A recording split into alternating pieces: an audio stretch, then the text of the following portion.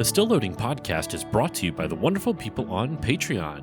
Amazing people like Kevin from the Bit by Bit Foundation, Matt AKA Storm Beagle, Ryan K, Gilmer, Stephen P, and Mr. Biscuits have all been wonderful enough to support the show over there. So if you would also like to get your name read at the beginning of an episode along with a bunch of other goodies, go over to patreon.com/stillloadingpod and check out everything it has to offer.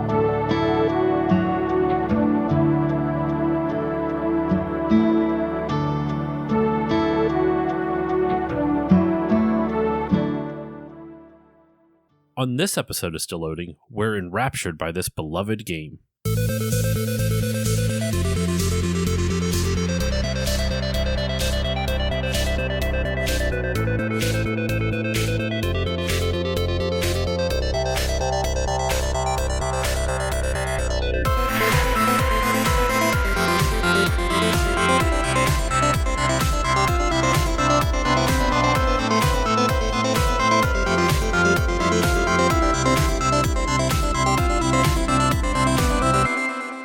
Hello, everyone, and welcome to this new episode of the Still Loading podcast. I'm your host, Josh Koval, and today's episode, we are talking about a relatively new game, actually. It is a game that just came out a few months ago. At the time this comes out, maybe it might be getting close to like 4 or 5, maybe 6, because it came out in October, and if my math is mathing, that's about 4 months ago by the time this comes out. What a riveting way to start an episode. We're playing a game that's 4 months old, y'all. It is a new indie RPG called Beloved Rapture, and joining me today to discuss this the most beloved of raptures from the Retrotopia podcast, Sam AKA Storm Beagle. Sam, how are you doing today? I'm doing great, Josh. Thanks for having me on, and thanks for giving me the opportunity to play this game, because I don't know if I would have if it would have landed on my radar otherwise. So yeah, I'm really looking forward to this. Thank you for coming on, man. I think we both have to shout out friend of the show, Chris from Retro Hangover, because he is the one that hooked us up with the game dev who made this game, who was kind enough, just for full disclosure, to provide us both with review codes for this game. So we both got a copy of the game to talk about, and here we are talking about it in earnest on a podcast, so all of you can hear our thoughts on it. And maybe if you like, if you're curious, go check it out, because I'll give a little bit of a spoiler alert for final thoughts and whatnot. I enjoyed this. I have some issues, and we'll talk about them, as I'm sure you do as well. But overall, I kind of enjoyed it. What about you, Sam? Though, just a real quick, like, did you like it? Did you not like it? We'll go into obviously more detail, but just so people know what kind of review we're going to be giving here. Yeah, this was the first time I've gotten a review copy of anything, so that's kind of neat. And I didn't know what to expect, but I really enjoyed this game. It has a lot of just aesthetic and game mechanics of an old style RPG, like a 16-bit RPG, but it's I don't know, it's just, there's more to it, and I really enjoyed it. So yeah, I'm excited to get into it. I loved it. Well, that you can hear, that's pretty much our personal experiences with it. We got review codes of it. Normally we start the episodes with like, oh, I experienced all this and this, and I first discovered the game. We both got this game somewhat recently and played it somewhat recently, and so here we go. We're gonna dive into it now. Real quick off the top, though, as well, there will be a spoiler wall that I will put up towards whenever we get to it. I don't know if it's going to be the midway point, towards the end. Who knows how long this conversation is going to go, but I will call it out when we get to that part of the conversation. This is a new game, so we want to make sure that anyone who wants to try this, who hears what we talk about with the gameplay and what our thoughts on are with it, and if it sounds interesting to you and you want to try it out and experience the story for yourself, this gives you the chance to, so you can learn about the game, and then anyone who has beaten it, they can proceed to the spoiler wall and hear our thoughts on the story. What I can do, though, is at least set up the overall, the basic narrative of it, right? What the what the world is like, what this game is going to be like. And just off real quick, what the Steam page for this game says is Beloved Rapture is an indie JRPG inspired by the classics. Explore beautiful landscapes, fight in turn-based battles, and uncover many secrets. This mid-length adventure balances both an intimate coming-of-age story and larger threats looming over the troubled kingdom. And what you basically have to know for the setup of the plot of this game, you play predominantly as a character named Johann. He's pretty much the main character of the game. But then you also have another somewhat main character. There's a handful of different characters, but the main character is Johann. There's also Aiden. There's also a character named Krista, Karuka. I feel like I'm missing one other person. Who am I missing? Oh yeah. Lance, thank you, the captain, the night guy. Yeah. We'll get into all that later on. A lot of these characters we won't talk too much about until we get to the spoiler wall, but we can at least talk about some of their mechanics. But basically, Johann, in the beginning of the game, his town gets destroyed. His town and his mother is killed. Like, he sees his mother die in front of him, and his town is destroyed. And I won't say by who, because I think it's a good enough setup, but I actually kind of like how the first chapter of this game ends. Like, it really got me emotionally invested.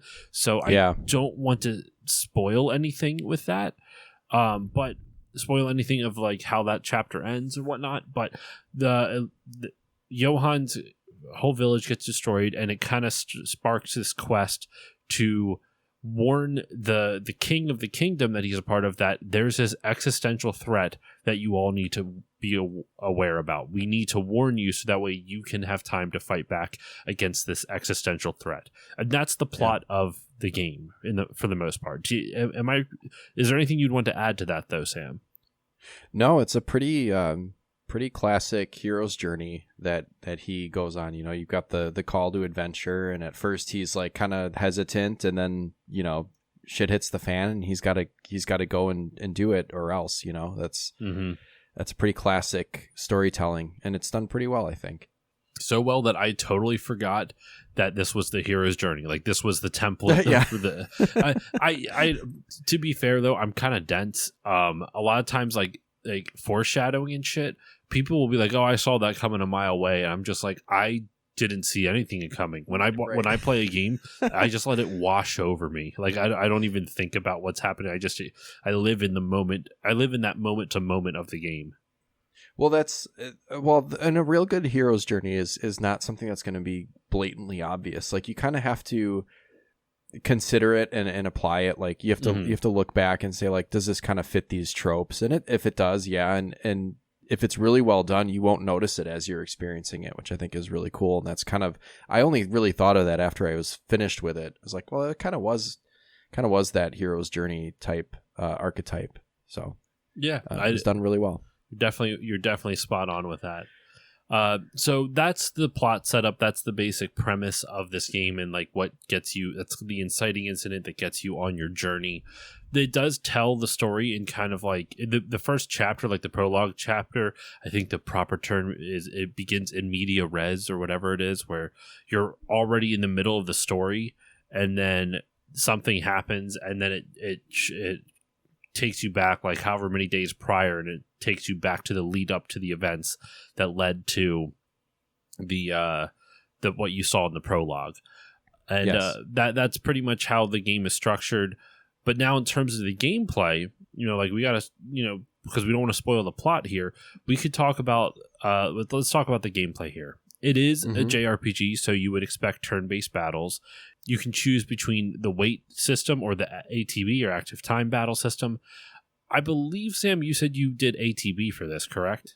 I did, and it was it got a little rough in certain spots because I found that the menus would kind of, like the enemies would attack while you were kind of in the middle of the menus, and it wasn't really clear when that would happen, because usually you can kind of in an ATB system, sometimes as long as you're in the menu, you're kind of in a wait mode. In this game, it wasn't really clear that was the case. So I would be like mashing A to like get into the menus like immediately and be selecting things, and I would get attacked. So like it was a little touch and go. And I think sometimes like we said, the game is pretty early in its development. So I think, developer is able to modify and patch things out and stuff. And I think that sometimes it would skip my command. Yeah. I'd be like, hey, wait, I definitely told Krista to heal the party and she did nothing. So sometimes the ATB was a little frustrating, but I'd actually like to go back through and try this game again with the wait system. The wait system, I think, made this game a lot more bearable, and I don't mean that as an insult to the game. This game's really fucking hard. It is it's a tough game. It's so tough. It's funny. So I got a review code for a game actually last year. It was last year, almost a year ago. I think that episode came out in like April, I want to say, for a game called Grand Soul Story, and I did that with Chris from Retro Hangover. And that game also, similarly to this, was very challenging, very brutal in its difficulty, especially in the beginning stages, especially in the first half of the game. It is extremely challenging. You're constantly fighting for your health, and there's not a lot. Like, did you find any places to like restore your HP that wasn't like the statues? There were campfires and there were inns, but just like the statues, they were one-time use. So like the inns too? For whatever reason, once you stayed at an inn, I couldn't find an inn that you could just heal at whenever you wanted. It was like, you stayed here, you're done. I'm not necessarily a fan of that. I think the statues are fine in dungeons, but to have it in like the overworld as well, I thought that's kind of silly. Like you have a once and done thing. So what we're talking about, listeners, is that as you're exploring the world, like you were saying, it is a very difficult game. They give you the statues that you can walk up and talk to, and they will fully heal you. No questions asked. It's awesome. Problem is they're one and done. So if you use all the statues because you're really bad at the game, you don't really have any other recourse except for hope that you have a lot of money and heal up that way. Luckily, there are a lot of statues, and once you kind of realize that you once they're one and done, like a smart player would meticulously be like, okay, I have to start managing these resources because I can only use this so often. Yeah, that's what I did. I was like saving up my stuff. Even if I saw a statue, if I didn't need to use it, I wouldn't. Mm-hmm. And I would just kind of scout ahead and see what else was going on.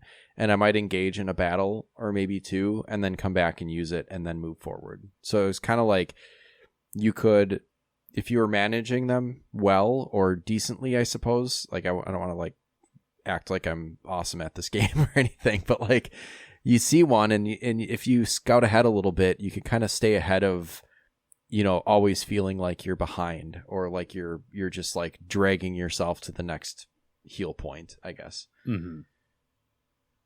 But yeah, I don't know. It's almost like a survival RPG, because it's like resources are so limited. There was never any place where I felt like I could just kind of like hunker down in a town and just hang out for a while and either grind or just feel the safety of being able to heal whenever I wanted to. Exactly.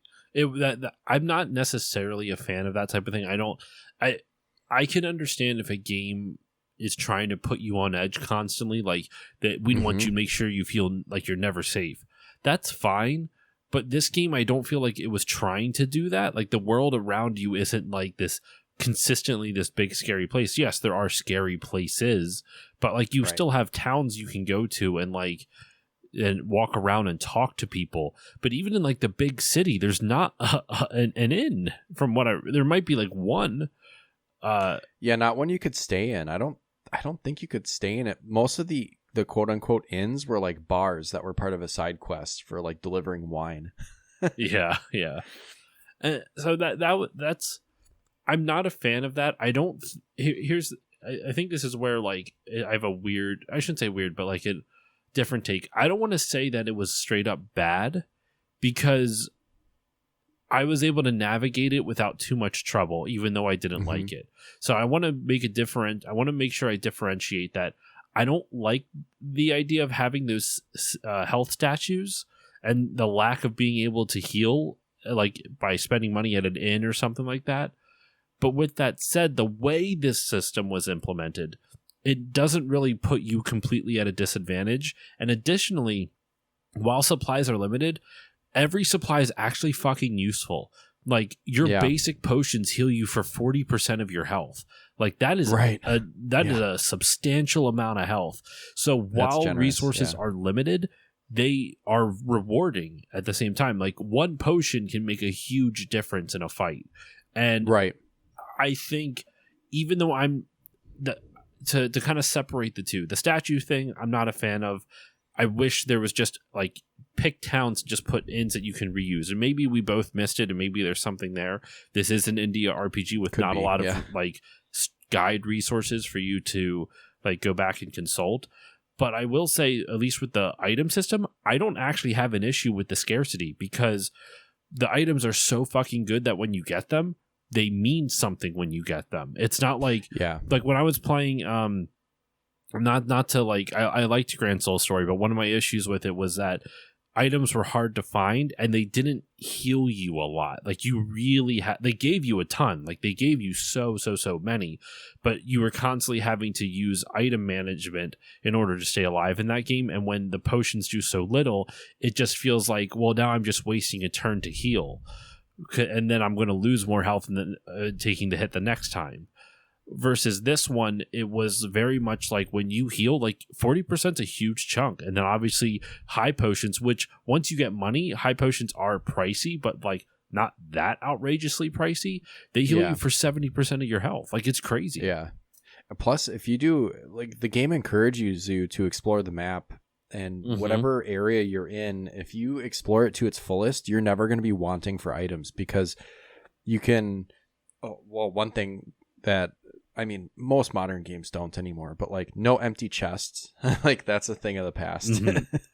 But not only are you pulling like decent items out of these chests when you find them, but sometimes like you'll open a chest and it'll be like 3 high potions or 3 revival stones, and those revival stones heal a KO'd party member with full health, which is extremely useful. Like I had like probably at one point I had like 15 of those. And it was like, I'm going to save these for a tough battle and, you know, you definitely need them later on. Yeah. But it gives you an advantage. So, I just, it's just something I had to adapt to, I think. I don't know if I particularly liked or disliked it. It just was, I had to realize like a few hours in that I was playing an RPG that was built a little bit differently than what I'm maybe used to. For something that looks like this does. Like you're kind of like, you know, you're looking at how it looks and how it sounds and dialogue and how it plays and stuff, and you're like, oh, this is familiar, but it's not quite familiar, you know.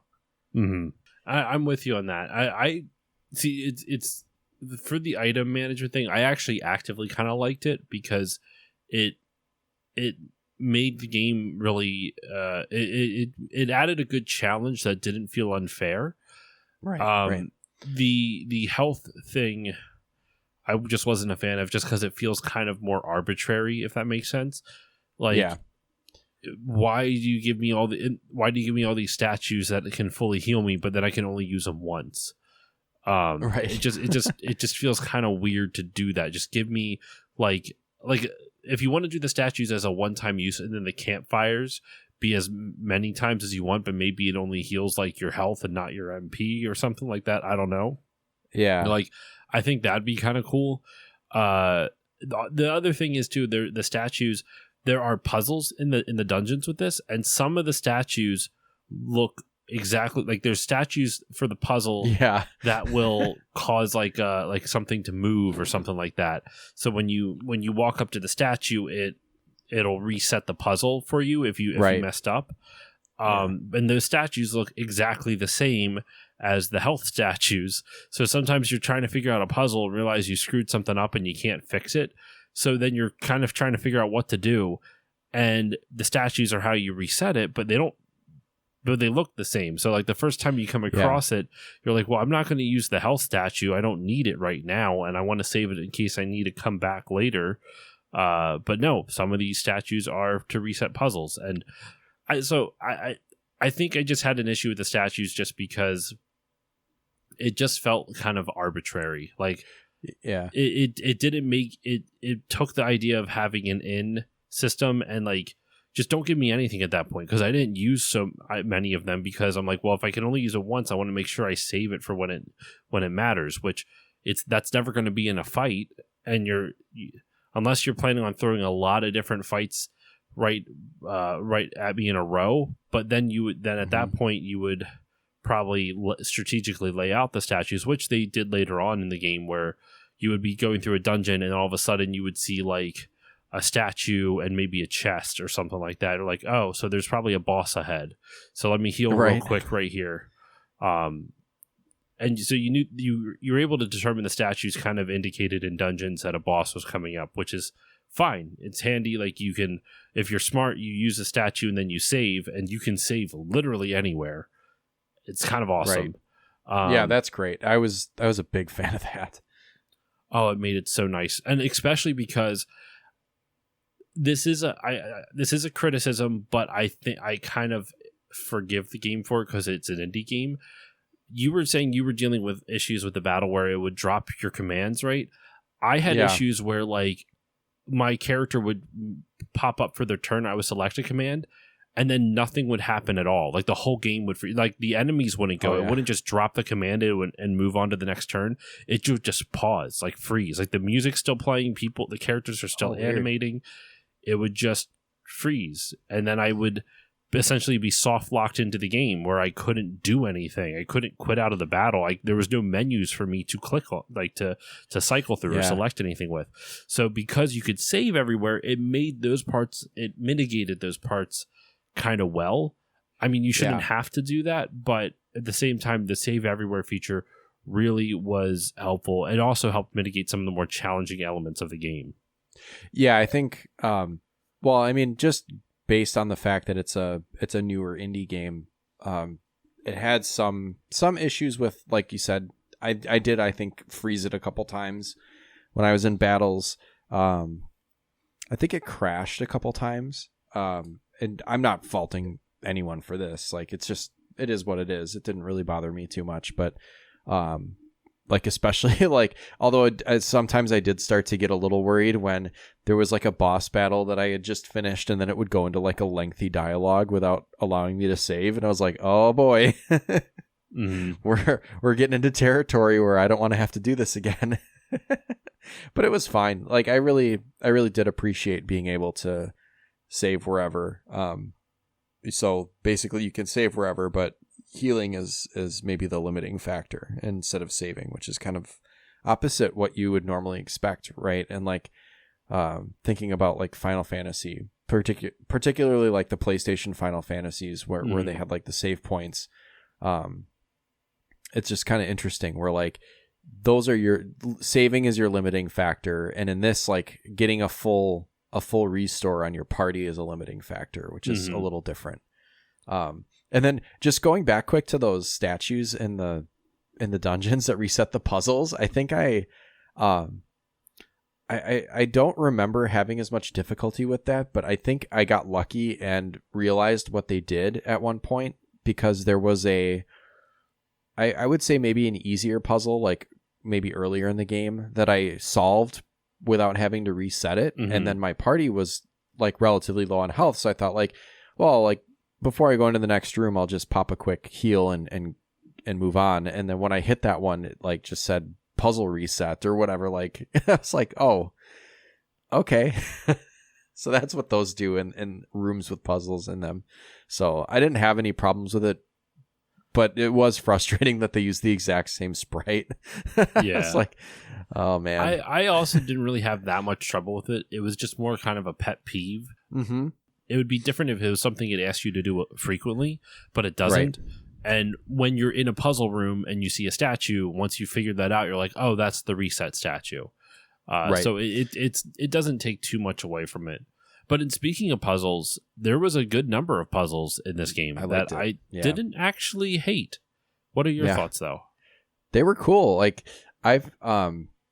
obviously I've played Zelda games before, so it kind of gave me that vibe where you're like in a dungeon or in a cave or something, and there's like a little puzzle to do. And I've never played it, but it kind of reminds me of what I've heard people say of Lufia 2, where it's like the turn-based RPG, JRPG elements and stuff, but then you've got these like kind not overworld, but like there's puzzles and things to interact with on the in the dungeons or on the map a little bit more than like a Final Fantasy or a Dragon Quest or something like that. So I enjoyed it, and they were not particularly difficult, but they were tough enough that you did have to like kind of stop and think, and then you felt good about solving them.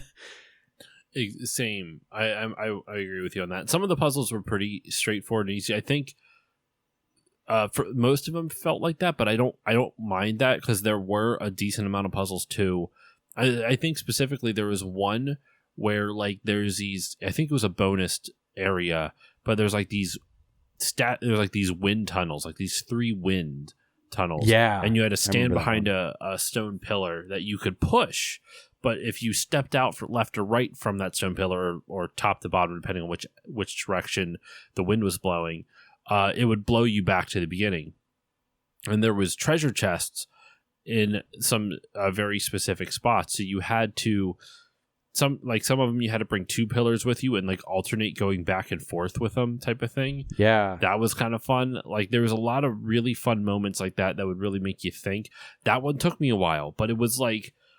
It was challenging enough where like it took me a few times, but because the reset was right there and it wouldn't take too long to reset up things, it encouraged trial and error really well, and I liked that a lot. I also really liked kind of like the more, I don't want to call it platforming challenges, but it was kind of like that a little bit, where you're not jumping. But I think specifically there was a temple where you meet. I think it's a temple where you meet Karuka later on, and there is there was one challenge where you had to hit a button and then run from the bottom of the temple to the top of the temple in like 20 seconds or something like that, while dodging all these different spikes and all this other stuff. It's challenging, but if you get good at it, you can do it pretty well. Like it takes a few times, but it never felt too unfair. Like that's a really hard balance to strike, Yeah. Where it's really well done. Yeah. Where you give the player just enough challenge to like whet their appetite, but not too much where it's going to like turn them away. I was talking to you off mic a little bit about it, where I did a bonus episode on my Patreon very recently at the time we're recording this, where I was kind of lamenting about puzzles in games where I don't know if I'm just too lazy or dumb, or if the game's actually being too obtuse. How much information should a game give you for a challenge or a puzzle or exploring a world? And how little should they do it? And I actually think Beloved Rapture does a pretty good job of finding a good mix between the two. Yeah, it was like 2 things with the platforming. It was kind of not. I mean, we use the term platforming here very loosely because you're not like hitting a button to jump and actually do platforming. But once I found out that if like little pieces of land, like you could basically like creek jump, like if 2 pieces of like platform were close enough together, your character would naturally just hop between the 2. And then there were puzzles later on in the game that would involve like moving pillars and then like hopping across them to reach other platforms and stuff. And the 2 things I really liked about the puzzles in the game, if you were in a dungeon, were that everything you needed to solve the puzzle was in that room.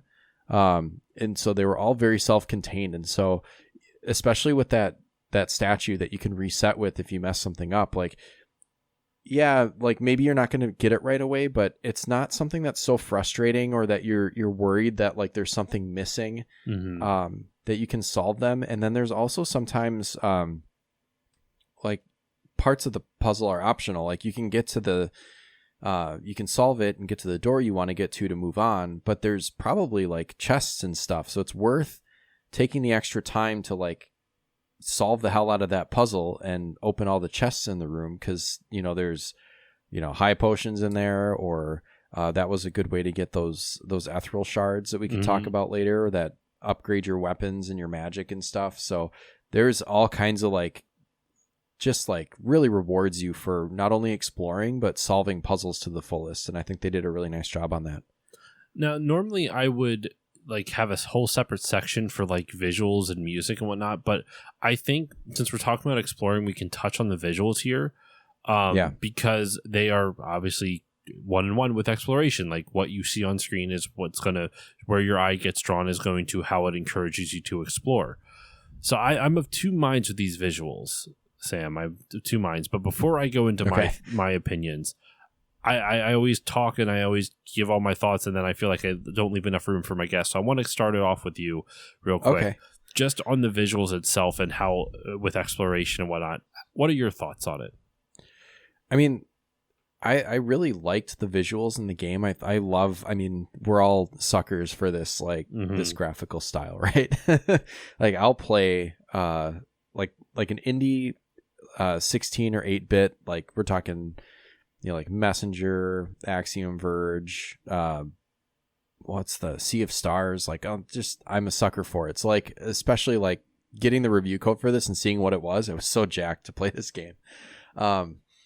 But I really enjoyed the overworld and the visuals and everything. Like things were kind of tucked away in a way that, like at first, like I probably missed a bunch of stuff in the beginning because I didn't really quite understand, you know, what you could step through or, you know, what you could go behind. Because sometimes you could go behind stuff or jump over stuff or jump down from ledges and that sort of thing. And once you get used to the way the game is presented visually and how things are set up on a typical screen, you can really get into like dig into the corners and get a lot of great items. So I really enjoyed it.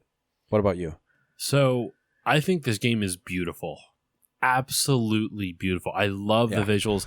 There's a screenshot on the Steam page that they have. It's like, I want to say it's like 6 or 7 deep in, like there, like you see a cool one of a battle shot of like this giant like gorilla looking dinosaur blowing fire, but the next one over is this beautiful like inside a cave that has like, it's like almost like the inside of a tree and all the light shining through these holes in the wall, and you see a waterfall coming down. Like it's just visually really beautiful pixel art, some of the best pixel art I've seen from an indie game, just period. It's great. It was incredible. The sprites are a little generic-ish, but I believe it was made in like RPG Maker or something like that. So I kind of give it a pass. They do have like really cool like overlays for the text, where like when people are talking, they have like prettier sprite versions of the little chibi sprites that you play as on the screen. Yeah, I loved that. I thought that was really cool. I did too. I really enjoyed that. My issue, to bring it back to exploration, which is how I got on, why I wanted to talk about the visuals right here, because we were just talking about exploring the world and, you know, going and, you know, finding chests and all that other stuff. My biggest gripe with the visuals is that it's too visually busy. And I think that works for some of the scenes. Like the scene I was talking about is extremely visually busy, but they mark the path fairly clearly. My problem is that there's lots of portions in the game, especially in some of the mountainous regions, where it's very hard to tell where you are supposed to go, where you can go, and also like because of that, it's easy to miss things. There's lots of times that I missed stairs that could have taken me up to different parts of the world that wasn't locked off by anything. It wasn't meant to be hidden. It wasn't like hidden behind a bush or something or a tree. It just blended into the visuals. And I don't really think that's the greatest choice of like in terms of art. I think there's just a little bit too much happening on the screen at times. And that's fine to have like really detailed graphics and all this beautiful art, but if you have so much happening on screen that you can't tell like what is something that's climbable and what's not, I think that's a bit of a problem. Like I'm even looking at a screenshot right now. Like I can see like the stairs, but the stairs and the rock wall have very similar textures. Like you could, I think it's fine. Maybe the textures itself, if you change maybe the color of the stairs, it's something, maybe make it a little bit brighter. I'm not saying yellow. We're not going to do the yellow paint conversation here, but in a top-down JRPG.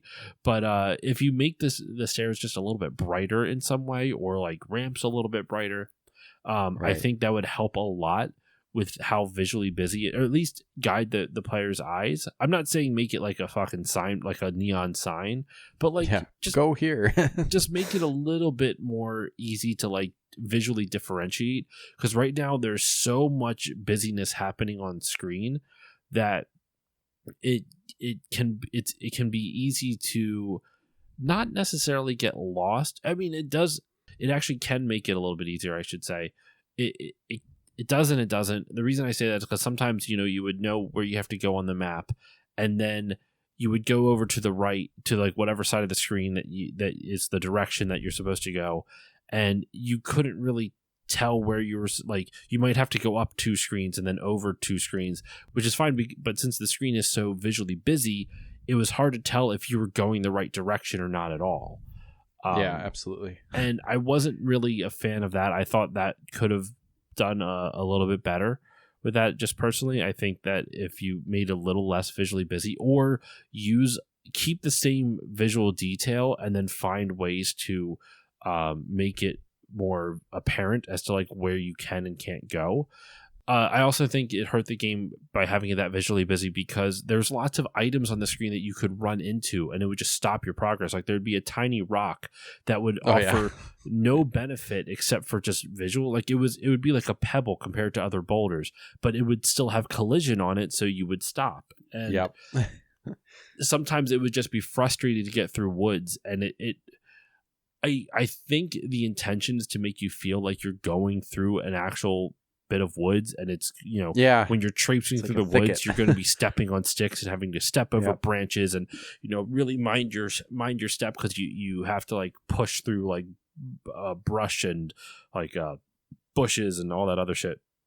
And that, if that's what they were trying to do, I can understand it. I just don't think in terms of a game it really necessarily works, because a player isn't playing a top-down JRPG to feel like they're traipsing through the jungle. Right. And even if they are, if you want to give that vibe, don't limit the player's movement necessarily too much. Just by like, sometimes it would just be frustrating, because you would see a treasure chest on the side, and then you'd have to find a way around like 6 different pebbles just to get over to the treasure chest. Like, you'd see it there and be like, I know I should be able to get to it, but I don't know exactly how. And you played it on PC, right? Yeah. Okay. I wonder if that makes it a little bit more difficult, because I was able to play this on the Steam Deck, and it plays really well on the Steam Deck, by the way. So like, if you have a Steam Deck, this is a perfect game for it. It's so much fun to play on the Steam Deck. But like, you could either use the D-pad or the left joystick to move around. And I think maybe having those little rocks and stuff in front of me didn't bother me so much, because I would just like wiggle my joystick around until my guy just kind of like moved through.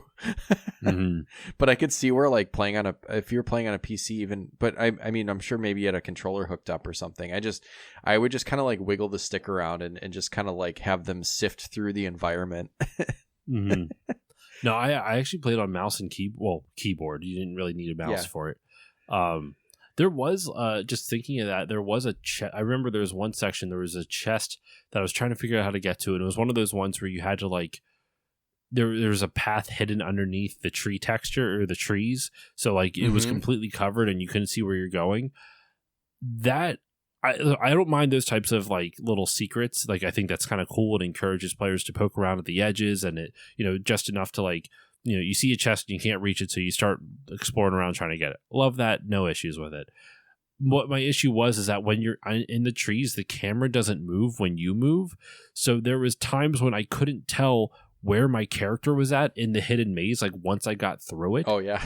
And I would just get stuck. And I'm like, I don't know if I need to go up, down, left, or right, because the camera's not moving with me right now.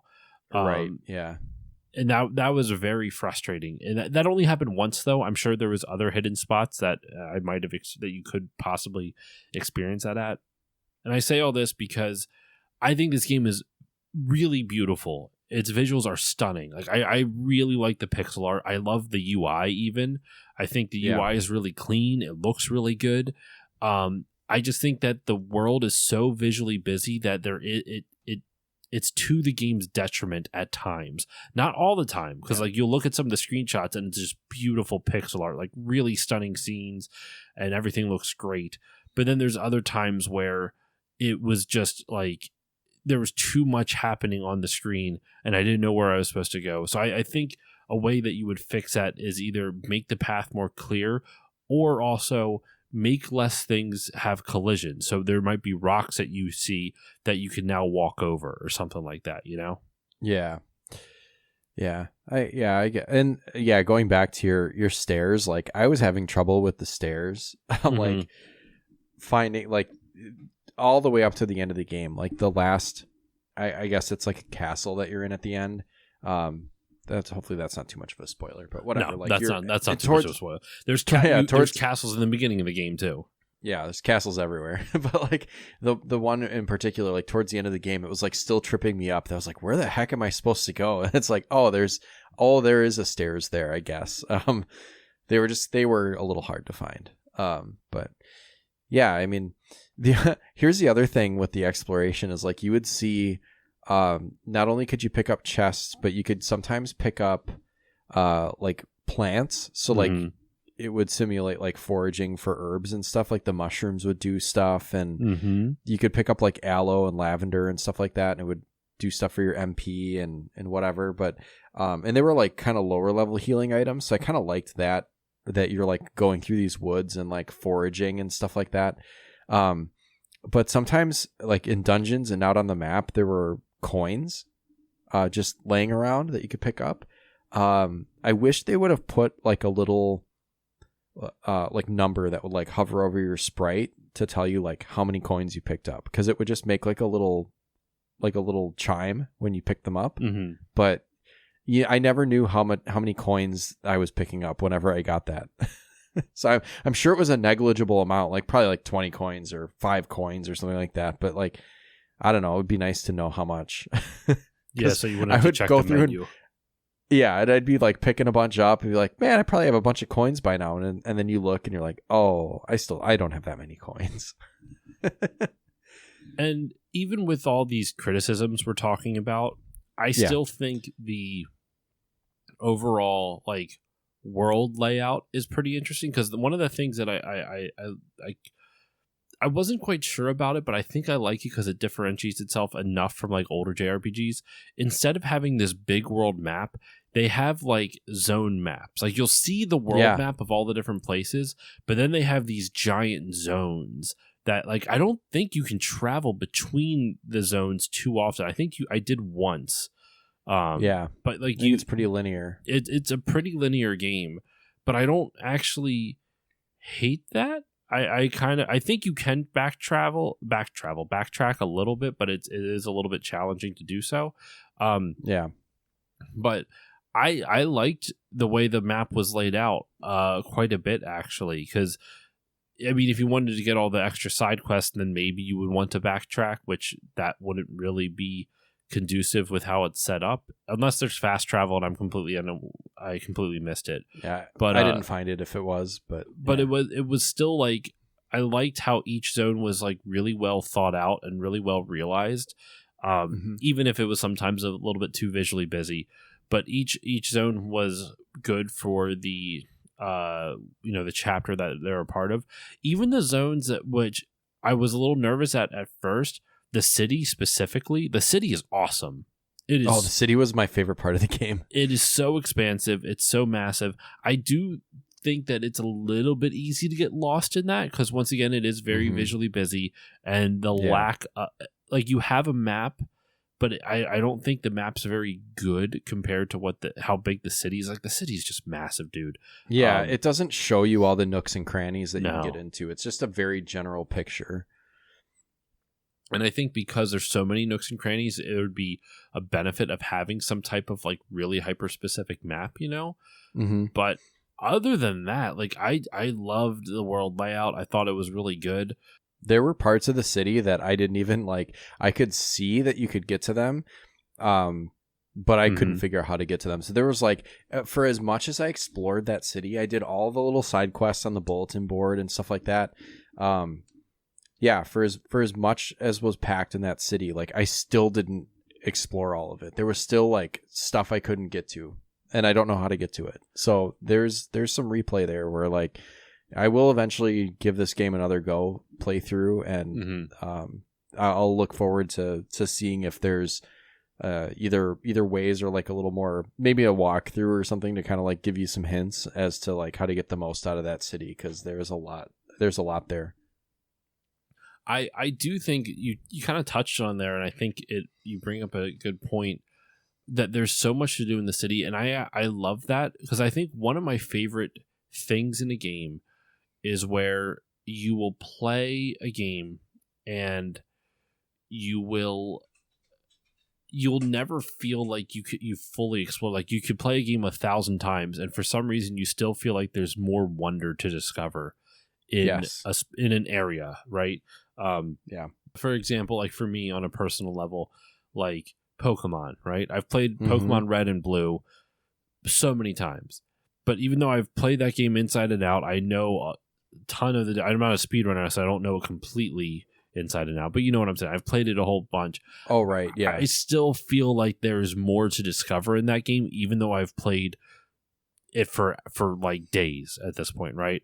To reference another RPG, Final Fantasy IX and Lindblum. Like I feel like even though I've played Final 9 a bunch of times, that city of Lindblum, I feel like there's still shit I'm missing in it. I'm not saying I have. I could have gotten all of it, but the game makes you feel like there's still something more for you to explore, and I like that. I like that a game gives you this grander sense of not purpose, but this grander sense of scale than maybe is even really there, because the presentation is so good that it feels bigger than it actually is. And I think the city in Beloved Rapture, what do you remember the name of it? I feel bad, I forget the name of it. No, it's like some sort of castle town. I can't remember exactly what it was called.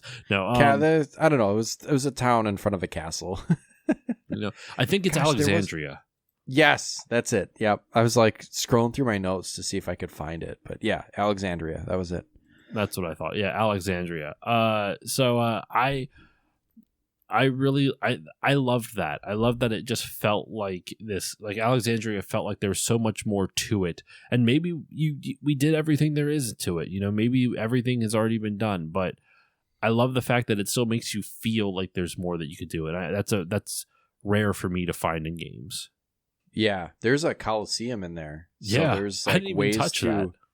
I did, and it was like I got my shit kicked in, and like the I don't know. There were different. Have you ever played Star Ocean? Mm-mm. There's a similar type of Coliseum in Star Ocean where you can enter one of your characters in. This one you took your whole party in, but like you could enter a character into the Coliseum. You like work your way up the ranks, and then if you can get through the entire like all the ranks or whatever, and this is Star Ocean I'm talking about. If you can get through all the ranks, you'll get like either like some sort of good weapon or item to upgrade their weapon or something like that. So like there's a point to it, and I think there's also a point to this one, but I just found it very difficult. So there was a point where like you fight like 3 battles in a row, and it's like the first 2 are pretty easy. And then, like, I don't know what it is about RPGs and like blob characters, but like the flans or whatever in Final Fantasy, but like they just like absorb your physical attacks, and like you're like then scrambling to see which type of magic works on them or whatever. And I just got my ass handed to me by three of the like little jellies or whatever. And I just didn't go back to it because I was like, I need to move on because I've spent so much time in this city. But like, it's like getting to like a video game version of New York where it's like, there is so much to do here. Like especially after wandering in the woods for most of the game, you like stumble upon this, or like you not stumble upon, but like you arrive at this city and it's like, oh, this is like a bustling metropolis and there's so much to do here. I think there was probably, ethereal shards or runes or whatever that you could use to upgrade stuff as rewards, but I didn't pursue it. But yeah, that's also there. So that's something I didn't do in the city. Now, you talk about combat. I think that might be a good transition. We're an hour in, and we've only talked about exploration for the most part, and visuals. Yeah, and visuals. Because there's so much. there is a lot. I will say, just to wrap up your comment on the city, I feel like indie JRPGs, at least, okay, I can't say this. This is very anecdotal, so I can't say this is like across the board. Right. But I played this one. I played Grand Soul Story last year. Both of them do really different things with their massive cities. Like, I feel like both of the devs, this one for Beloved Rapture and the one for Grand Soul Story, both are like, well, the cities in old JRPGs never feel like full-fledged cities. Like they're bigger. They're bigger than the towns, but the towns are like 4 houses, and the cities are like 12 houses, right? Yeah, and it's so grid. Like, it's just very grid based. Like there's not anything that's kind of like locked behind any sort of like weird alleyway. There's like a bridge that you go under in this city, and then there's like shady like merchants under the bridge, which was really cool. I love that. I love them. Yeah, that was a fun part. Though there was that weird spot. So like right where that is, if you're underneath the bridge in the black market and you go out the left side, there is like a stairwell that leads out of like the slums into the main town, and there's guards are like, get out of here, you can't come through here, you're poor, get back in there, poor person. But you could just like walk around them, and so after a while I'm just like, that just feels like an unnecessary barrier to put there. Like, I understand doing it at first, but like once you get around them, why are they still there? Like, they could just like yeet off at this point. Like, there's no point to it anymore. There's definitely one that falls asleep. Yes. And kind of opens up another path, which is like kind of a shortcut, but you definitely have to go around him first before he falls asleep. Mm-hmm. So the point I wanted to make, though, before we move on to combat, was that in Grand Soul Story and the cities are huge. Like Grand Soul Story, they do it completely different, but it's like different in a good way, and I like what they do here in Beloved Rapture as well, where like in Grand Soul Story, each of the, like, you'll have a section in the city, and then when you leave the section you'll end up on the world map, but you'll just have a world map of different city sections, and there's like roads in between, so it makes it feel like you have, like, you're going from one city like this. It makes the city feel really, really big, because even though technically you're just going from this screen to like a screen to a world map, because they actually just draw the city onto the world map, it feels that much larger. And in Beloved Rapture, they don't do any of the world map stuff. It's just fucking huge. It is like screen after screen after screen of just really intricate, meticulously designed city. Sometimes can be a little confusing to traverse, but overall, I really enjoyed it.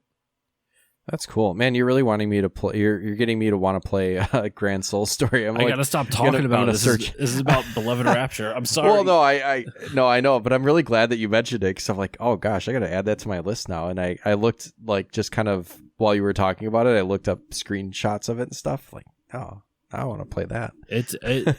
You'll have, if you do play it, you'll have to let me know if the balancing changed at all, because the dev has been actively updating it and whatnot as well. So, but anyway, on to the combat. We'll talk about the combat here. There is a lot. The combat is interesting. I'll start this one off here. The battle mechanics, like we said before, it's active or wait. You can do active time battle or wait battle. I highly recommend wait, just because it is so. I do too. It is very challenging on active. It's challenging enough on wait. Things I like about it. I really like the Relica system, where if you do 3 attacks, or it could be a combination of attacks or magic, they'll build up like a little meter. You do 3 in a row, and then you can do a special move. The battle itself is like pretty well paced. Like you hit pretty hard, and also you get hit pretty hard. So you get hit. You have to really manage your inventory and your health, and it's very handy once you get Crystal, yes, because she's your healer, and that really makes it a lot easier. But even then, it's still challenging. So I really enjoyed the Relica system. I enjoyed the simplicity of just the attack 3 times, get to do a special move. And as you level up and go farther in the game, you get different weapons. You get new special moves, so you can try different things, and it's good for different combat situations. Where I had issues with it that it felt like it just kind of stopped there. Like it was just, I would just always attack 3 times and then do a Relica. And the magic was, I definitely used magic more often than I do in other RPGs. Like a lot of times I'm very much a tank and spank type of player where I just do all physical attacks the whole time. This game did make me branch out of that, which is not a bad thing. I appreciate that because it took me out of my comfort zone. Right. But what is it? I think it got a little boring that's all you would do is just attack 3 times in Relica over and over and over again. And you would have to find different enemies' weaknesses. My biggest issue, though, with it, besides the repetitiveness of it, which it's a JRPG, there's going to be some level of repetitive nature in it, right? Was that leveling up felt trivial because every time you would level up, you get a boost in stats. You would get like sometimes a decent amount, like 2 or 3 or 4 points put into a stat, but the numbers would barely go up. Like defense was pretty effective. But for your attack, like I would put like, I would get 2 points. So every time you level up, you have a set you have a set stat that, your stats boost up a set amount, depending on how, however they program it. But then you also have an extra stat that you can choose to put points into, right? So, you get four like discretionary points that you can, kind of like Paper Mario, actually. Mm-hmm. Yeah. And if you put all 4 points into one stat, then it actually gives you an extra 5th point. Oh, that's right. Yeah. Yeah. So that's I didn't really notice that, but now that you mention it, it did. And sometimes I would split them, but sometimes I would pour them all into one. It makes more sense to not split it because you get an extra bonus point for dumping it all into one. So you should only dump it all into one and then go from there. But now that I know that for sure, I will do that next time. It definitely makes it handy.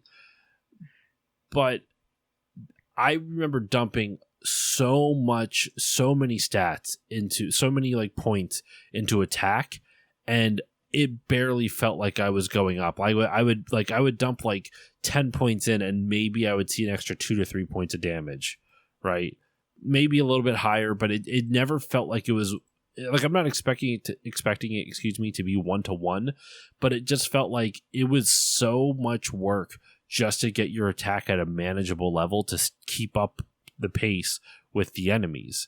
Right. It was very, very frustrating. If I want to hear your thoughts in the battle, though, I might actually I still have the game installed. While you're talking, I'm going to boot up the game real quick, and I want to see what my stats were. Like, what did I, put the most into? So you say your thoughts on the combat. I'm going to boot up the game quick just to see what my stats are. I'm curious now. All right. Yeah. I did enjoy the combat, although like you said, I did the active system rather than the weight. So I think I got like kind of the brunt of the difficulty that way. I think that's a way that, I mean, I guess if you're looking for extra challenge and you're interested in playing this game, definitely grab it. And when you start the game, you have the choice to choose either the weight or the active system. And I don't know that you can change it mid-game. So I couldn't figure out a way to change it. Mm-hmm. But I just always it took me a while to get into the combat system itself. And I think it frustrated me at first because it's like, man, it just like the game takes off running, and it just like will beat the shit out of you if you're not paying attention. It definitely gets easier as you gain party members, because when you start out with just Johann, after you leave his village, and I guess this is getting a little into story, but like you start with Johann and then you pick up characters along the way. I found that the game actually, maybe a combination of me getting used to it and the party building out so that you had more options. I felt that the game got easier as it went along, for the most part. And I guess that's a good thing. It kind of like rewards you for sticking with it and for like kind of building up your party. And like your party should be stronger the further you go into a game. So I guess it makes sense that, you know, as you progress, your party gets stronger and larger and you're able to handle more.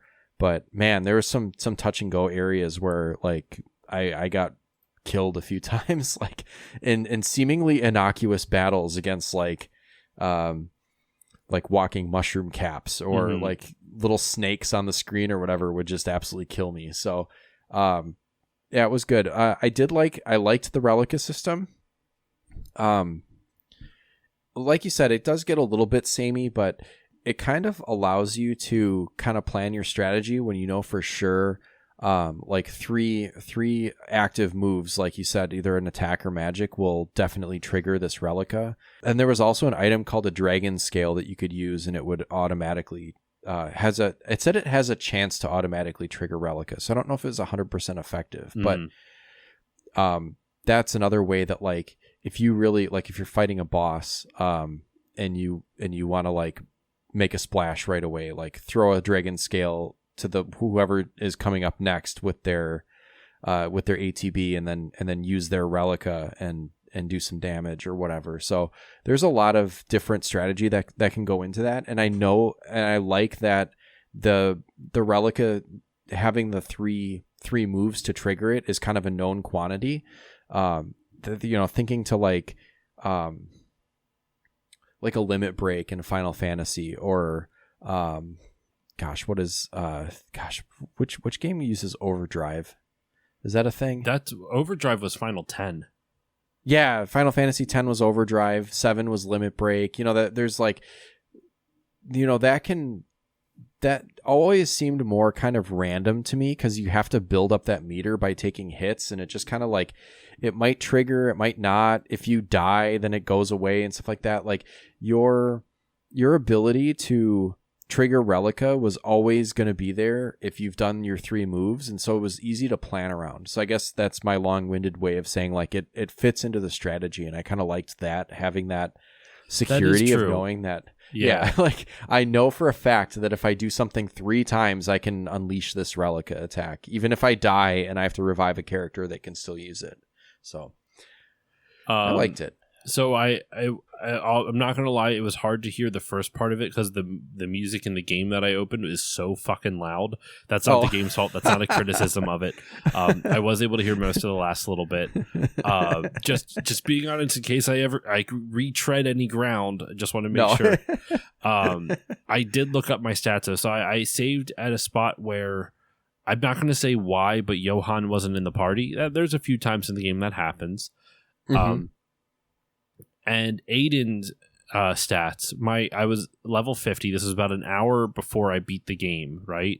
Because if I go to my most recent save point, it goes into a dialogue thing right before the final boss. Don't feel like doing that. Aiden was level 50, strength 707, defense of 333, speed of 637, and magic at 735. So I like over doubled strength to defense, and that's how little of a difference it made in terms of like the scale, in terms of how like I over doubled it just to do like keep up with the damage, and even then it still felt like I was getting hit. I mean, granted, I had 333 defense, so I could have put more in, but like it just felt like my attacks were doing like nothing, even with that. Yeah, I think the problem sometimes is that, and I found this because I was pumping stat points into MP because I was finding like, oh man, this Relica move is like really costly in MP. So next time my guy levels up, I want to make sure that I give them more MP. And then I found that like the next time I went to do that Relica move, it was more expensive. So I think everything scaled up to kind of keep the challenge level, where like you're thinking like, oh, I'm going to make the game a little bit easier because I'm going to plan my, you know, like my stat increases and stuff. But then like the game kind of always feels like it stays just a little bit ahead of your stat increases. If that makes any sense. No, it does make sense. And also the reason I didn't put a lot into magic unless they were a magician or a mage, your Kristas, because it would be more effective for health and stuff. When Right. you use a Relica, your basic attacks recharge your MP really quickly. Yeah, for those guys. Yeah, for those main, guys, it wouldn't work for everyone. Yeah, because Crystal can't attack at all. No, yeah, she has to defend if you want to recharge her MP or use items. Yeah, but using items and defending doesn't charge your doesn't give you like a point towards your Relica total. Mm-hmm. So like Crystal is it? I'm blanking. I think it's Crystal, right? No, I think it's Krista. Krista. Like you know what? I can see it on the story page in just a moment. It's Krista. Yeah, Krista. Yeah. So, that was a little frustrating, and I would also put stats into HP, just because like your characters would take so many hits that like the HP was HP was a better buffer for defense than the actual defense stat was.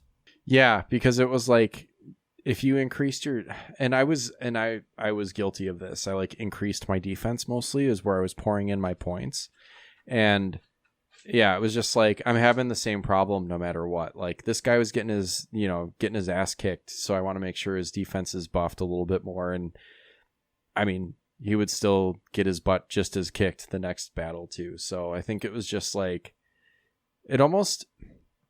Gosh, I don't know. Like it almost felt like it didn't matter where you put those 4 points because the game would always just scale to maintain its difficulty, which is fine.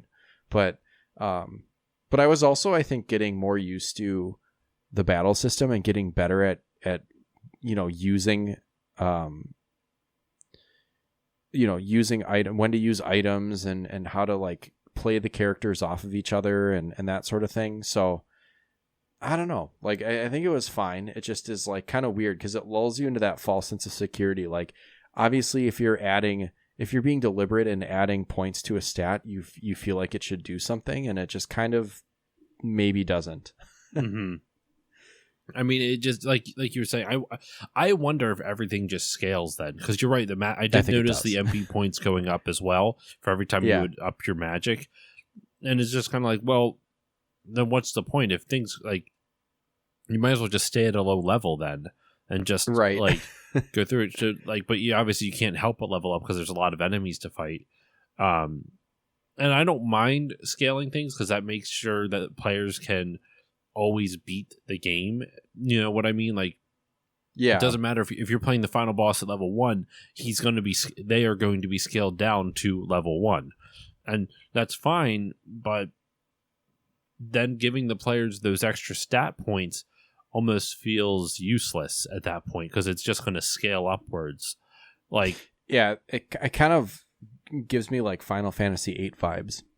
But at least with 8, it was based off your level, not off your stats. You know what I mean? Right. Like, with 8, you could be, if you were level 30, but you like fucking were smart with your junction system. Oh, yeah. You could be doing like ripping out 9999s the whole way across at level 30 because you junctioned the right magic into the right slot. You need like a master's degree in that game to play it. Dude, I've never finished it. Well, you know, it's funny. When does this episode come out again? Hold on, I'm gonna have to check my Google sheet for this to see like when what I have for the schedule. By the time this episode comes out, 2 weeks ago from the date this comes out on February 16th. I have released my episode with How Strategy Guides Are Made with David Cassidy, which David Cassidy wrote the Final Fantasy VIII strategy guide. Oh, that's awesome. Which one? Because I had one when I was a kid. The official Brady Games one. I think that's the one I had. Holy shit. I don't have it anymore, unfortunately, but holy shit. That's cool. I'll have to give that a listen. It's there's lots of interesting stuff he gets into. I'll share with you some stuff off mic because actually people would have heard it already, but just in case, everyone go listen to that episode. It's a good episode. I promise you it's a good episode. That sounds awesome.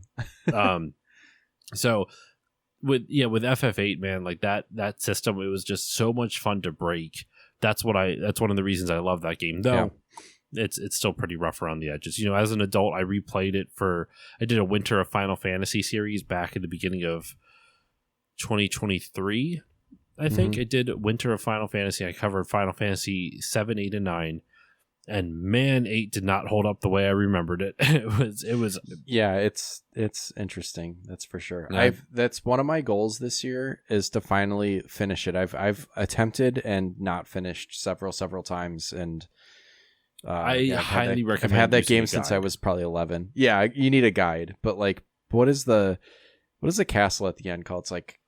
Oh, it's Ultimisia's castle or whatever. Like I get there and I get lost because she compresses time at the end of the game. Like you put every version of that part of the world like through its different time zones all on top of each other, and they're happening all at the same time concurrently. It's fucking weird. Anyway, absolutely bananas. So back to Beloved Rapture. Yeah. I could see what you're saying with how with the Final 8 comparison with the stats. It just that the stats also, like you said, since everything scales to it, they just maybe that's. I think you nailed it, dude. I didn't even think about the scaling thing. I was just like, man, these stats mean nothing. But maybe it's just because they scale, like even your strength stat. So like the more you raise the strength, the more the defense is going to raise in turn, which makes it kind of useless. Like I think a way to fix that then is have it scale with your base stat increases, and then whatever you put extra into, it doesn't count towards the scaling. I don't know how easy that is to program, mind you. That I feel like that might be a little tricky. So that could be very. I don't know how easy or difficult that would be to program, but I feel like that would solve that issue and give players a little bit more agency over how they craft their characters and what stats they put into where. And who knows, maybe we're completely wrong. And so if the developer of this is listening to this, let me know. I'd be curious. Does it scale? And if so, then do you agree with our thoughts on this, or do you it's totally fine if you like how it is currently. So I just because I still enjoy the game. This is more just kind of like thoughts on it, like things that I would like to see improved, but by and large, like the battle system was fine. Like it wasn't anything for me to write home about, but like that's not necessarily a bad thing, because JRPGs, I feel like if you're going with a classic style JRPG, it's very hard to reinvent the wheel, you know? Right. Yeah, and you want it to feel familiar. Yeah. You know, it's like this game is, purposely designed to look and feel like the RPGs that we played, when we were kids or whatever, and succeeds in that, but then also, turns a few things, like subverts expectations a little bit, which is in a good way. And, in some ways that don't work as well, but, still like credit for trying and credit for like, creating something that's this gorgeous looking. I mean, like, this is a great looking game, but then like, also, making something that's engaging. And like, I had to I was almost thinking, I guess I didn't know exactly what to expect, but I was thinking like, well, it's like a 16-bit JRPG. It's not going to be that hard, and then having it be difficult and having to kind of really pay attention, I think was really benefited the game. I didn't get bored playing this at all because I was always having to kind of stay on my toes. Mm-hmm. I'm kind of with you on that. There's a couple spots that were a lull for me, but I don't blame the game for that, because when this comes out, Mario Month will be starting in just a few weeks. As I announced on Blue Sky, I'm covering a ton of Mario RPGs. So this was another RPG, and I was just like, God damn it, this is like my 5th RPG in like 2 months. I don't know how you do it. I love RPGs. I do too. I do this to myself all the time. I did it for Toriyama Month last year, where it's like, I'm going to cover, the first 3 Dragon Quest games and Chrono Trigger, and I'm going to love it. And man, was that hard to do. And though I will say this time around, it was significantly easier. I've really thoroughly enjoyed the Mario RPGs, which you'll hear more about on those episodes coming up, and I really thoroughly enjoyed this game quite a bit. it was definitely worthwhile. But any other thoughts on the battle at all, Sam? Like, is there any on the battle mechanics or like leveling up in the battle system? Any other things you want to touch on with that? I liked that there was, kind of like Chrono Trigger. The game is very well balanced to where you really don't have to grind, and there really isn't any grinding. Like, even if you wanted to, like if you really wanted to in Chrono Trigger, you can kind of like go out and go back into areas and fight the same battles over again. In this game that doesn't really exist, but you're still leveling up enough that it doesn't really matter. Like the leveling up just kind of like it almost feels like it happens a ton, and it's just like naturally occurring. So why would you need to, go seek out, I was fighting most of the battles. There were very few that I skipped, and I don't really feel like I missed out on any opportunities to gain experience. And then I also liked that there were some parts of the game where you would have to, like they added stealth elements. We didn't even talk about that yet. There were some parts or one part in particular where you have to like sneak through these corridors with guards, and every time you made your way successfully through them, you just got experience points as if you had defeated them. So that was really cool, and that was a way to level that character up, because I think he was, without spoiling anything, he was going to end up joining the party. So yeah, hopefully that keeps it vague enough. But I think that keeps it vague enough. But I thought that was really cool too, where there were ways, several points in the game where solving puzzles or progressing through an area would just give you experience points. Agreed. I totally forgot about that too. I forgot that there was just spots that would just give you experience points for it. Yeah, and it's a way to, well, yeah, like I said, you don't feel like, opposite of a Pokemon game where you like get to the next area and it's like, okay, now I gotta just see what's here, and then make the Pokemon Center my home base, and then just kind of like grind until I'm ready to fight the gym. This is very much just flows, like you can stop and explore. Any quote unquote grinding that you're doing is like grinding exploration, basically, like looking for like things to do in this like really, richly detailed map to find items, because you need items desperately. Right.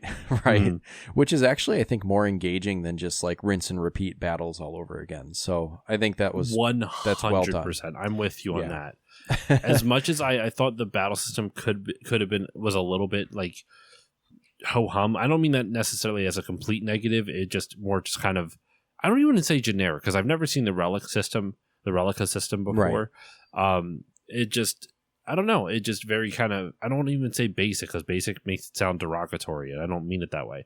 I have a very neutral feeling towards it, if that makes sense. That's a better way to put it. Yeah, and sometimes that's a good thing, right? Yeah, I agree. Yeah, it's like a high risk, high reward. If you do something really funky with your battle system, it's either like really revolutionary or it just absolutely sucks.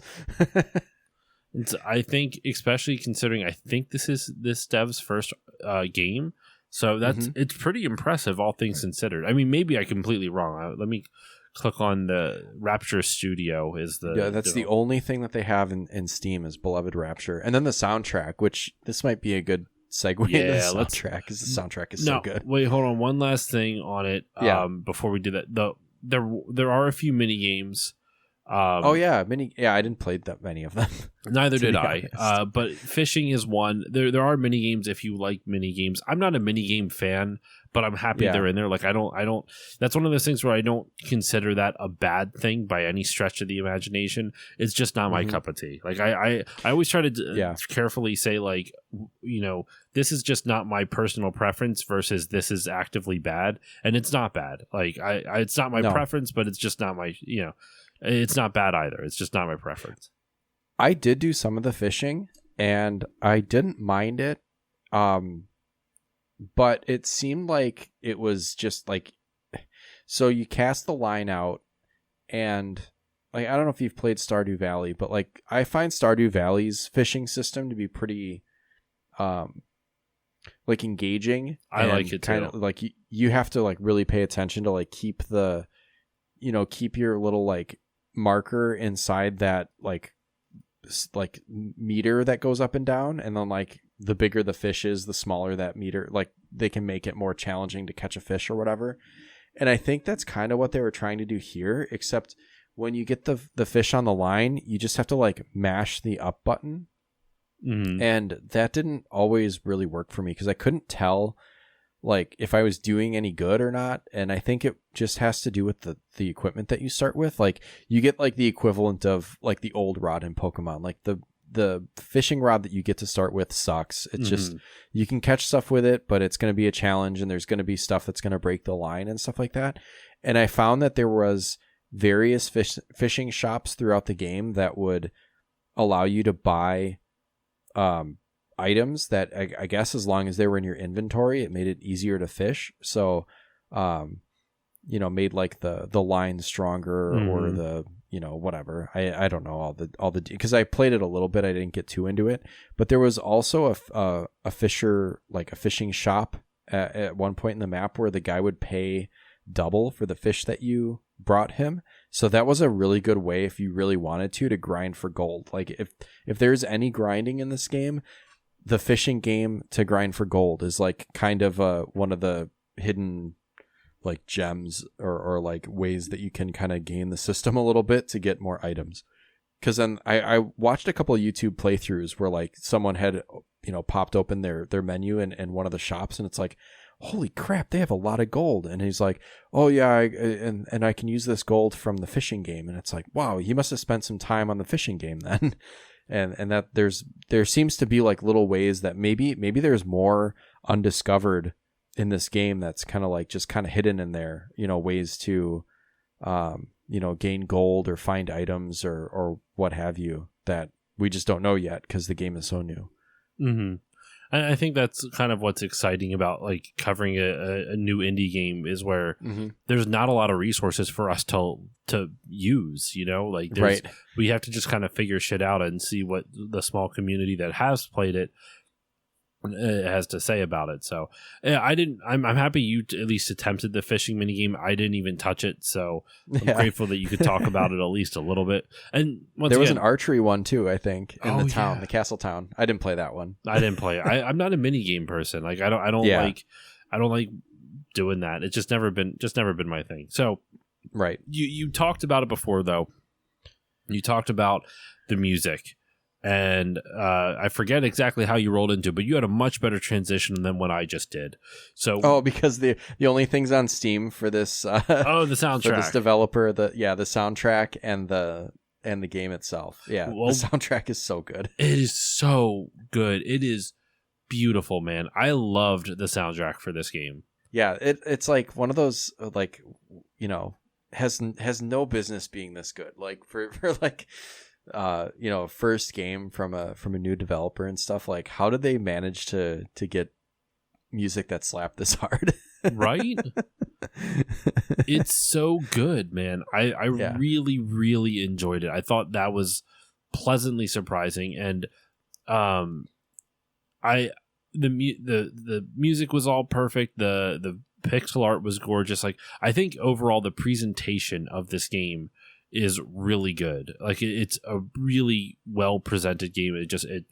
The vibe it's going for, the 16-bit JRPG, it nails perfectly. And the music, while not like none of the visuals and the music isn't 16-bit, but like they nail the aesthetic of it for sure. Yeah, and I really liked like even the sound effects of like the battle effects of like sword swinging and like the thunder spells and stuff like that. Like all the sounds just sounded really great. Just felt right at home, like what you would expect to hear. So it wasn't like anything, revolutionary, which is probably good, but it just like, they just nailed it. And the battle theme is so good. I still like days after I was done playing it, I would just like randomly get the battle theme stuck in my head. I'm trying to see if they have like, I don't know who the composer is. I'm trying to see if I can find it. Maybe I should have looked in the credits. Yeah. Oh, I didn't spoiler alert, I didn't reach the credits. Oh, we yeah, can talk yeah. about that behind the spoiler Well, wall. you know what? No, you can at least say this. This doesn't spoil anything. The final boss was not fair to you in the slightest. No, it was not. It was, and it was funny because, I had so much difficulty with it, and then looked up a YouTube video of someone doing someone had recorded their stream and posted it to YouTube. Yeah. I was like, oh, this boss is doing things to me that it is not doing to this guy in the slightest. Like, before I even got a chance to rip off one attack, it had done 3 things and half decimated my party. So I was like, this is, and I actually, to my credit, I guess, I lasted a couple of different attempts. Like, I lasted pretty deep into the fight, went a good 10 or 15 minutes fighting this thing. But then it eventually just succumbed because I was just kind of spinning. You know how you get into a battle and you just feel like you're just spinning your tires? Yep. It was just kind of that, where it's like, I'm treading water, but this is not a sustainable way to gain any ground against this, this enemy. Like, I'm going to run out of items and then eventually it's just going to kill me. So yeah, frustrating, but it's fine. I did not have that issue, but it was still, the final boss is hard. Like, I'm not going to lie about that. Like, you really have to manage your items, and you, I don't know. I figured out a routine for it pretty quickly, but I won't go into the strategy because I don't want to spoil the strategy for how to beat the boss. Let the players kind of figure that out. Yeah.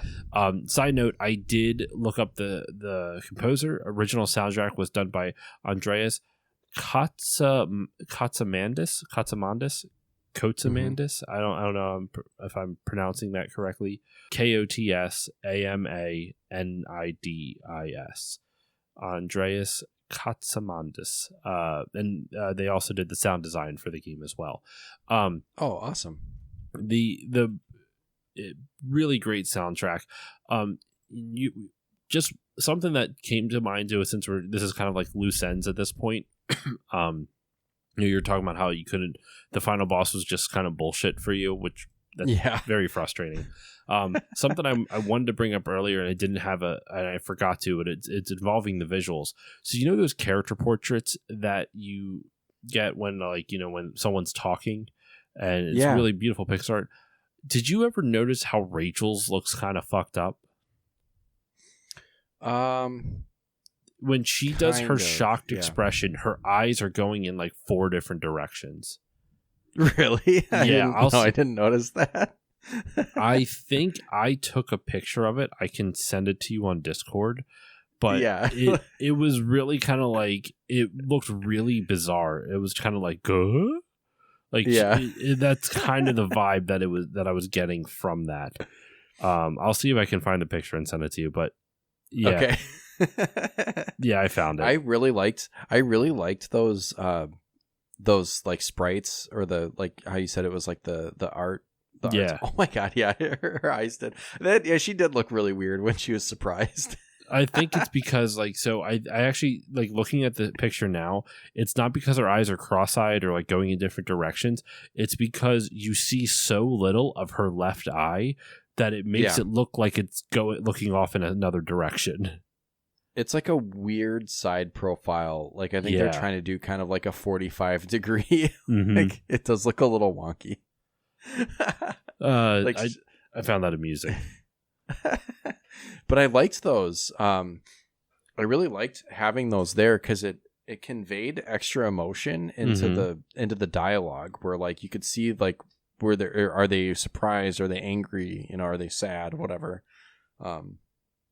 Yeah, that was all really cool. I really enjoyed that. And speaking of the dialogue too, one thing I thought the writing overall was pretty strong, though there were moments, as we were kind of talking off mic, where it was you would have this dialogue that's really well written, and then all of a sudden a character would be mad and be like, "Take this, you fuck," and I'm like, that feels out of place for what was happening beforehand. So there's it doesn't quite always match 1-to-1, but it still is it's fine. It's silly and goofy, but I don't always hate it. Overall, the writing was fine. It was just those small moments just kind of were a little goofy for my liking.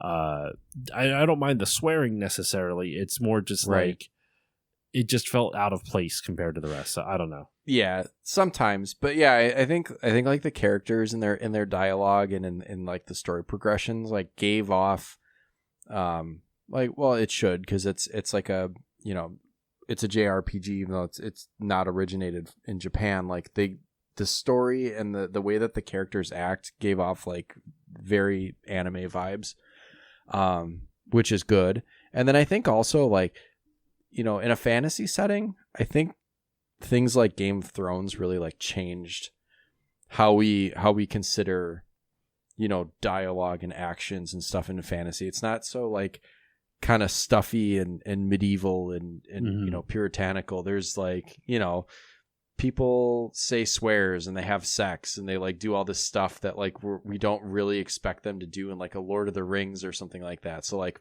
you know, fantasy has definitely changed, and so like sometimes you just got to call someone a silver-haired fuck.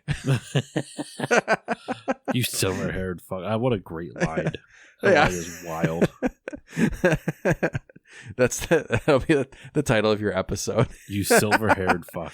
Nah, yeah. I'm not nearly as creative as Retro Hangover is. I'm always just like Beloved Rapture with Storm Beagle or something like that. That's the silver-haired fuck. The silver-haired fuck, yeah. That's exactly what it is. But I think we should get into, I mean, there's probably more stuff we could bring up, but we're already at 1 hour and 35. Yeah. So I want to put up the spoiler wall here, y'all. We have been going for quite some time, and there's a pretty good story to this game. I'm not going to lie. I really enjoyed the narrative quite a bit. I yes. thoroughly enjoyed the story of this game, and I think that we should talk about it here. So if you want to experience this game, if what we've talked about so far interests you, and just to be clear, we'll give some final thoughts real quick on the game for people who are going to duck out of the spoiler wall. I mean, from what it sounds like for both of us, we like this game quite a bit. As much as I was criticizing the parts of the battle system and the statues and the visual busyness of it, I still enjoyed my time with this game. It was not a slog to get through. I definitely, if you're a fan of JRPGs, like old, like 16-bit JRPG games, you will like this game. And it's a really good modern take on it, where there are some updates to the formula. Some not my favorite, but overall it was pretty good. And in general, just the fact you can save anywhere, like, it allows for a lot of experimentation, so you don't feel like you lose a lot of progress. So yeah, I really do recommend this game, and I think it's worth checking out. So Sam, before we go into the spoiler level, what about your final thoughts? Yeah, I echo what you say, and I think do you give your games like an out of 10? Like, not I'd give this usually, like a good but if solid. you want to, by all means. I'm not gonna stop a guest from doing that. Okay, yeah, I guess for a reference point, like, I'd give this game like a good solid 8.5 out of 10. It's a really, really good game, and especially like the fact that the developer is so involved, and, you know, like you said, they've got their own Discord and stuff like that, so they're like constantly like iterating and going back and kind of like tweaking things to make the game, you know, better as they go along. You know, this I will definitely be playing this game again. I'm fully like I'm a fan. I'm definitely pleasantly surprised by, you know, how this game played, how it looked, how it sounded, the story. Like, usually I'm not a huge story guy for games. Like, I kind of just want to play the game, and kind of weird that I like RPGs so much. Yeah, it's a very story heavy genre. But I really like, I mean, I like RPGs because I enjoy the like building characters and kind of the grind sometimes. Like, that's kind of that is just where my brain likes to hang out. And then the story is kind of secondary. So like, if the story doesn't make sense, I don't always care. But this story was great, and you know, we'll get more into it once we get past the story wall. But I 100% recommend, you know, people check this game out, because it's great. It's out there. It's very playable on Steam. Hopefully it makes its way to more platforms soon. But yeah, that would be I cool. think it's great. That would be cool to see.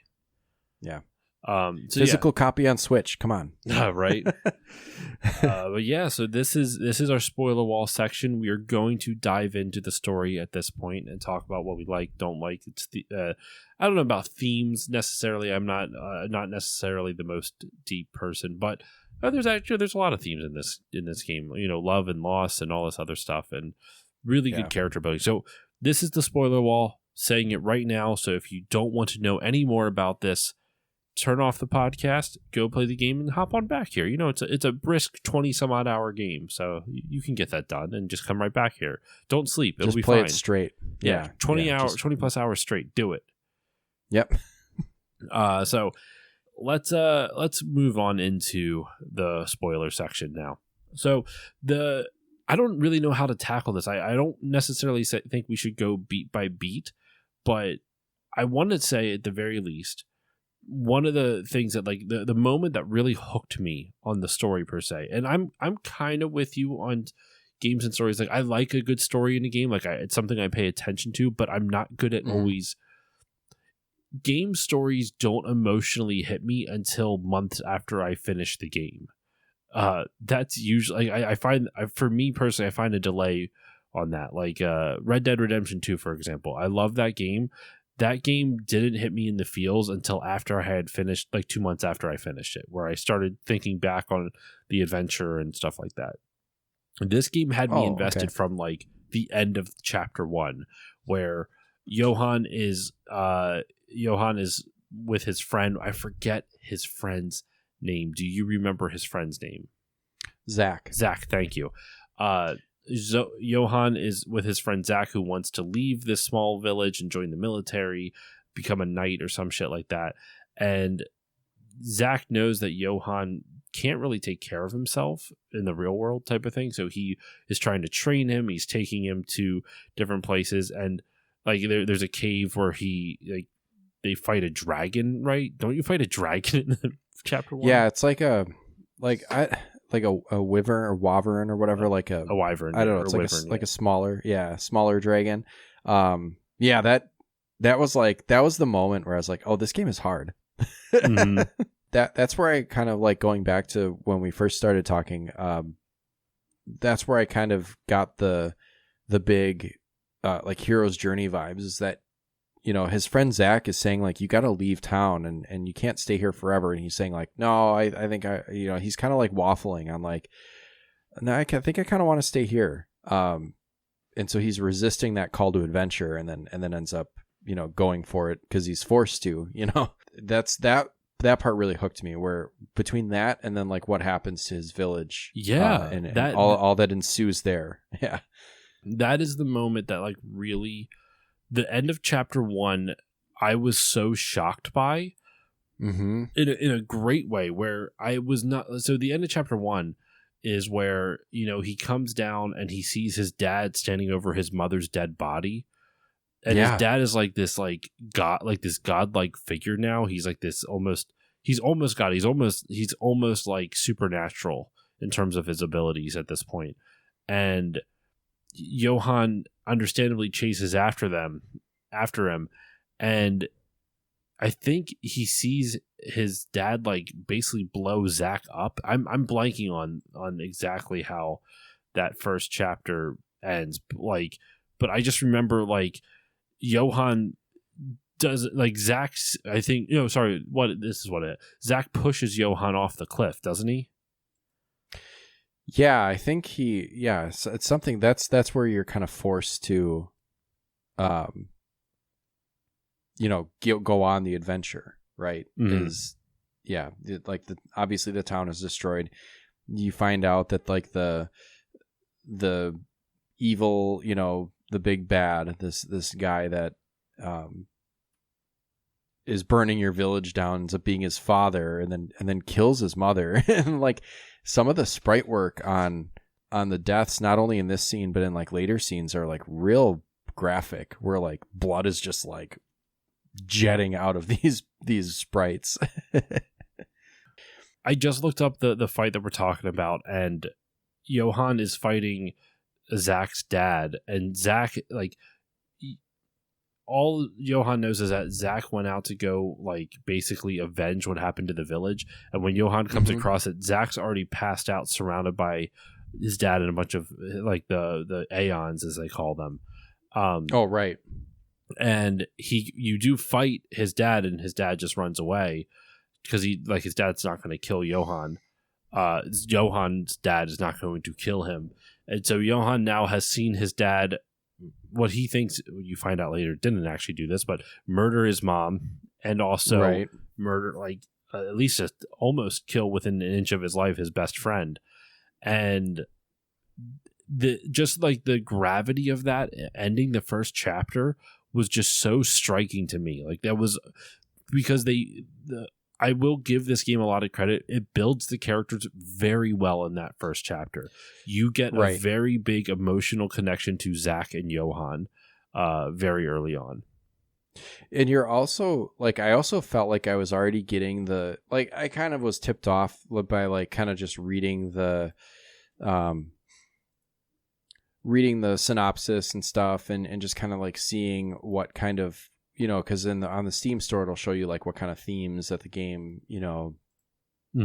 has and stuff like that. So I was already kind of getting the sense, like I said, I was primed for it, but I was already getting the sense that like Zack is an older boy, but like Johann has feelings for him that are more than maybe just friendship. And then like that adds an extra dimension to, the fact that you think that he's been killed by, this guy who ends up being Johann's father or whatever, but he's an evil guy, and he, it's like, oh man, he killed someone that he loves, like two people that he loves, like two of the most arguably important people in his life, are gone. And so now he's got to like go make sure that he's able to put a stop to what the Aeons are doing. Mm-hmm. And my only issue with his relationship with Zack is that it felt like for the entire game that he was trying to get back to Zack because he had feelings for Zack. Mm-hmm. But then the actual love interest, as you find out, you meet in the very next chapter, which is Aiden, who's the son of a former like noble. So like there's a kingdom called Alexandria, and his father Aiden's father's name is Aldous, and they are exiled from the kingdom for reasons. Like they kind of go into it a little bit later on. There's actually a lot of world building in this game too, and you find like basically him and Johann, that becomes the couple. That's the love interest at the end of the game. Once again, spoiler alert, but we're in the spoiler wall now. Yeah, now we're in the spoilers. We're in the spoiler section. So that's the love interest. And I always felt that not bad, but it just was, I felt like it was the game was a little confused as to who Johann was trying to go after. Because it felt like the first half he's like trying to do nothing but go after Zack. And then you don't, like, there's a side quest where you can see Zack again. I wasn't able to figure out how to do that. Were you able to? I don't think so, because I obviously you see him in the castle because he joins up with his own father, who is like the leader of a band of, he's like a pirate, thieves. Yeah, he's like a pirate. And he does end up like captured and beaten and in a jail cell in the castle, but I don't think I ever saw him after that. And something that I don't know if this is the correct assumption or if this is what was actually happening in the story, but I kind of got the sense that like Zack was like his first love and someone he looked up to, but I don't know that Zack actually reciprocated the same feelings. I don't think he did. Yeah. I think what was just confusing about it was that it felt like the first half of the game was gearing up for this like reunion between Johann and Zack. And then Zack just kind of never shows up again. Like, yeah, you see him in the jail cell and you see Johann like distraught. But like, if Johann actually never had feelings for him, so it feels like in that scene when Johann sees that Zack is on the brink of death in a jail cell, you don't, at least the vibe I got wasn't like, oh my gosh, the person I love, like the person I want to be with for the rest of my life, the person I love more than anything, more than just a friend. he's hurt. It felt very much like this is my bad. Like it's still this a strong emotion. It was like a brotherly love at that point. At least the vibe I got out of it, because at that point, I guess he had feelings for Aiden, and yeah, that's fine. It just felt like the transition of, you know, being in love with Zach. It felt like it just never went away until all of a sudden there was no conversation of him being conflicted about his feelings. It's just all of a sudden it was missing Zach and Aiden being jealous a little bit of it. And then all of a sudden he can't do anything without Aiden. And it didn't feel like there was a transition. It just felt like, all right, I'm this now. And I feel like a person would have, you know, or all right, I feel this now. And I feel like a person, like if you were, you know, that in love with someone, you would have some conflicted emotions about like, well, I thought, you know, Zach was the one, but now Aiden, you know, I really, really like Aiden. Like, I feel like there would be some inner conflict that I just didn't get that out of the game. Yeah, it seems like maybe they could have, there was maybe an opportunity to add some dialogue, and maybe they kind of did, and I missed it. Maybe. But like, you know, he's looking for Zach the whole time, but there's really not much that really seems to like mark a transition between like, okay, like I'm not gonna find Zach, you know, but there's this Aiden guy here, and you know, there's that scene where they're in like the kind of close to the end of the game where they're in that kind of like island village and like the hot springs or whatever, and it's like, oh, like we can go talk to Aiden, he's not wearing a shirt or whatever. Mm-hmm. Like I thought that was a nice touch. And then like there was definitely one spot where I kind of just wanted to play with the choice like that it gave you. Mm-hmm. Because I knew I was pretty sure at that point, like I said, it was pretty like I looked at kind of like the synopsis and then got the impression, you know, obviously that Johan had a thing for Zach, and like he might have a thing for Aiden because, you know, he's also kind of like filled that role that Zach had, where he's like kind of like an older boy that's, you know, handsome and kind of taking care of him and stuff. And there's a point where you're in an inn and there's like a little bit of like a dialogue, and then Krista and Aiden both take beds, like separate beds, and then it gives you the choice to sleep in the bed with Aiden, sleep in the bed with Krista, or sleep on the floor. Mm-hmm. And I knew like the quote unquote right choice for the character would be like he probably likes the boy and not the girl. But I was like, I just want to see what happens if I pick Krista. And so I did. And then it just said something like, oh, like, you know, wouldn't that be something? And then he sleeps on the floor. I did. But yeah, that was just me trying to like kind of like test, you know, what would happen if I see what they're gonna do. What if I went contrary to like what this narrative is saying, and it was just kind of interesting. Like I don't know what would happen. Like I didn't save, but I kind of wish I would have saved beforehand to see what would happen like with each choice. But it was just kind of like a, you know, not something very consequential. It was just kind of an opportunity to just kind of like slip a little tongue in cheek, you know, like no, he doesn't like girls. I thought the overall story, like the, you know, trying to get to like your end point initially is to get to Alexandria and tell the king, like get an audience with the king and say like, hey, king, there's this, you know, there's these Aeons and they're pretty bad dudes and watch out. And then you find out that there's like all this like, you know, I don't want to say backstabbing, but there's like this intrigue because there's this military leader. I can't remember what her name was. Isolde. I know who you're talking. Oh, yeah, Isolde.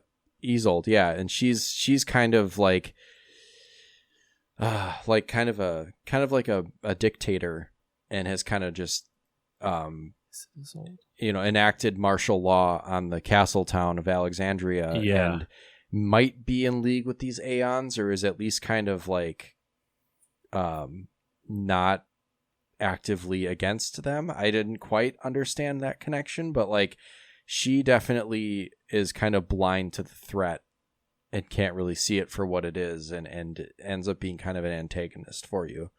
And she's just really angry. She makes me mad. Yeah. Yeah. Yeah. And she was, and then you find, this is kind of where you find Lance. And Lance is the king's son, but like an illegitimate son. So he's kind of a prince, but not kind of like if you're a Game of Thrones fan, he's like a Jon Snow, I guess. You know nothing, Lance Snow. Yeah.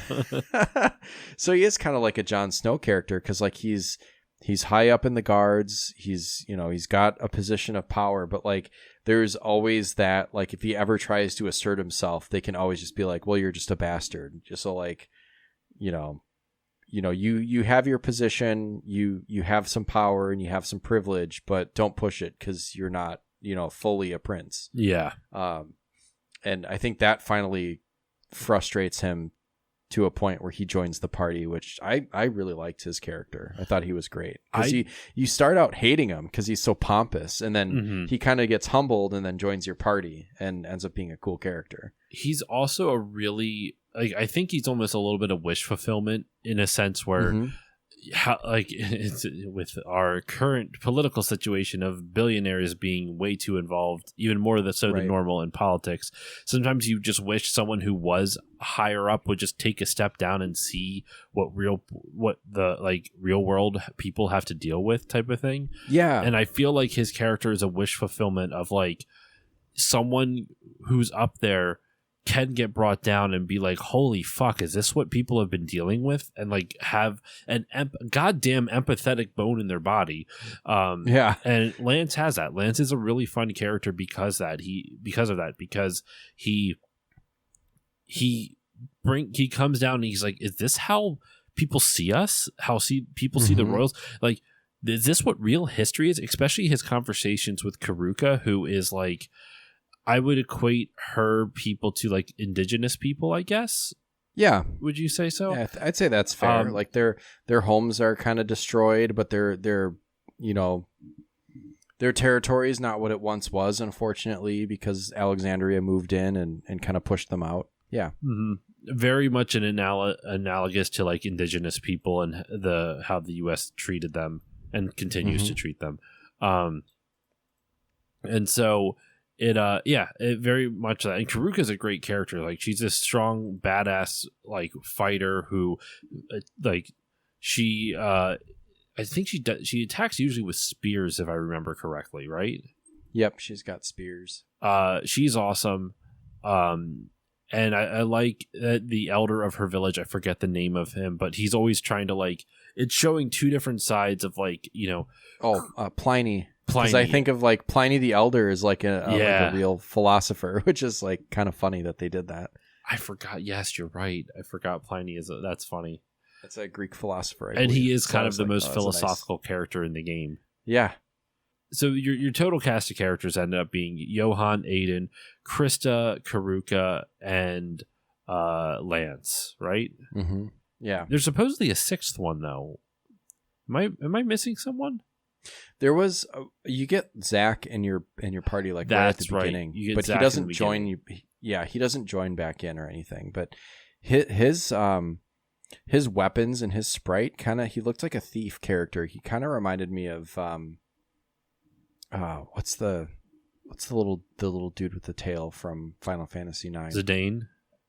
Yeah, he kind of gave me Zidane vibes just in his like the way his sprite looked. And battle scenes. I could totally see that, especially being like the thief kind of archetype, Yeah.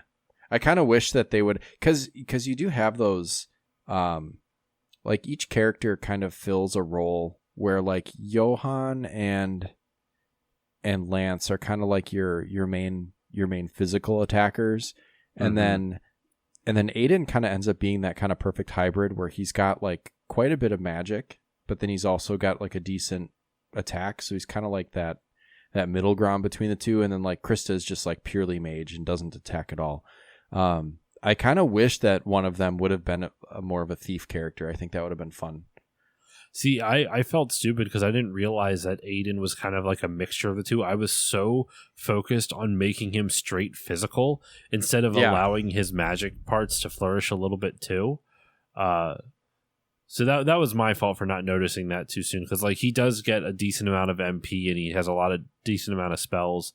Because I'm always so like physical attack focused that I just missed it. There is some nuance there where you can kind of play with the, and then he doesn't have healing spells though. So like if you're going to use spells, he's an attacker. But then Lance on the flip side had like kind of low MP, but then he had the healing spells. So it was like kind of a weird give and take that, you could use Lance as a secondary healer, but watch out because it's going to eat up his MP. And then he's got like a pretty good Relica move that takes up a good chunk of it. So yeah, there was a lot of just different balance that you had to be aware of when you're going into the battle strategy.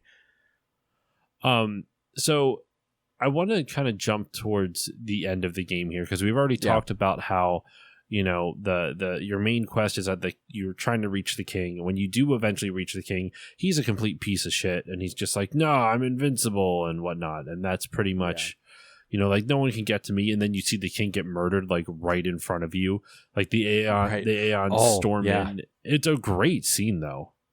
Yeah, that's one of the scenes where I was talking about where like the blood just like jets out. It's like, man, that's gory. It looks cool.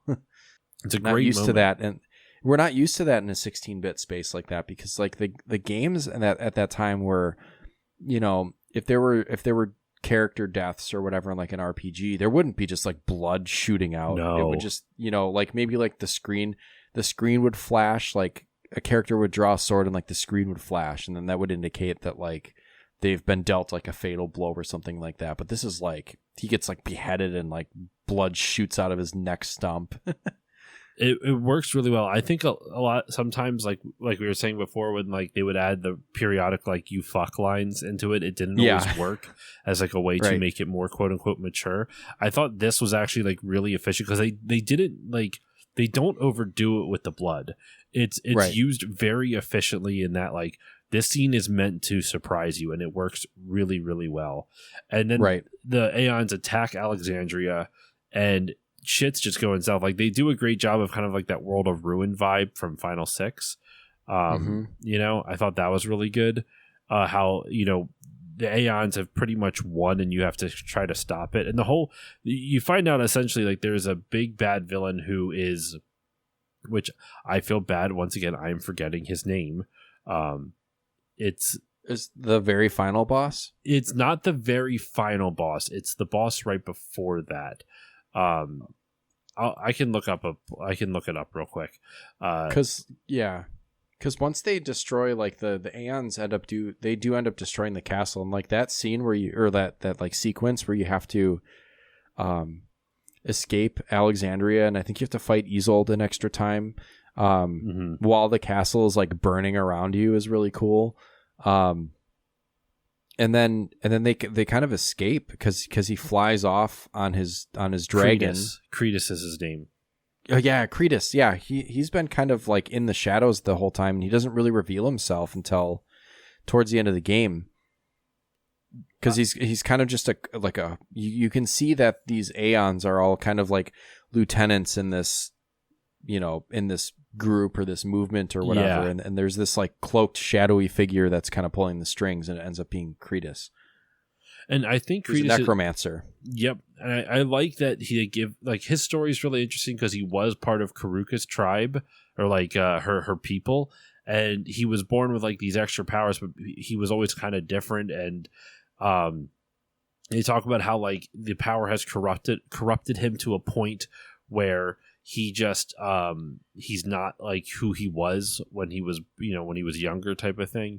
And his whole big objective is that he wants to merge, if I remember correctly, like the two worlds together. There's like I think it's basically like an apocalypse. Like he wants to start the apocalypse pretty much for this world because the world has wronged his people so much, and it's his way of kind of like not necessarily revenge. It's he kind of it. The vibe I remember. It's been about a month since I finished it, where he kind of wants. It's like his version of. He thinks he's doing the right thing. Is what I'm trying to say. He thinks this is the best thing that you can do for the world, and that makes him a compelling villain. The villain. He knows what he's doing is not going to be liked by a lot of people, but he thinks this is the right choice. And it's so much so at the very end, like I'm normally not a fan of this type of plot twist, but I think this game does a really good job of it, where you go to, like, what is it? It's like Rapture or something like that. I forget the name of the place. Cretus takes him to it though.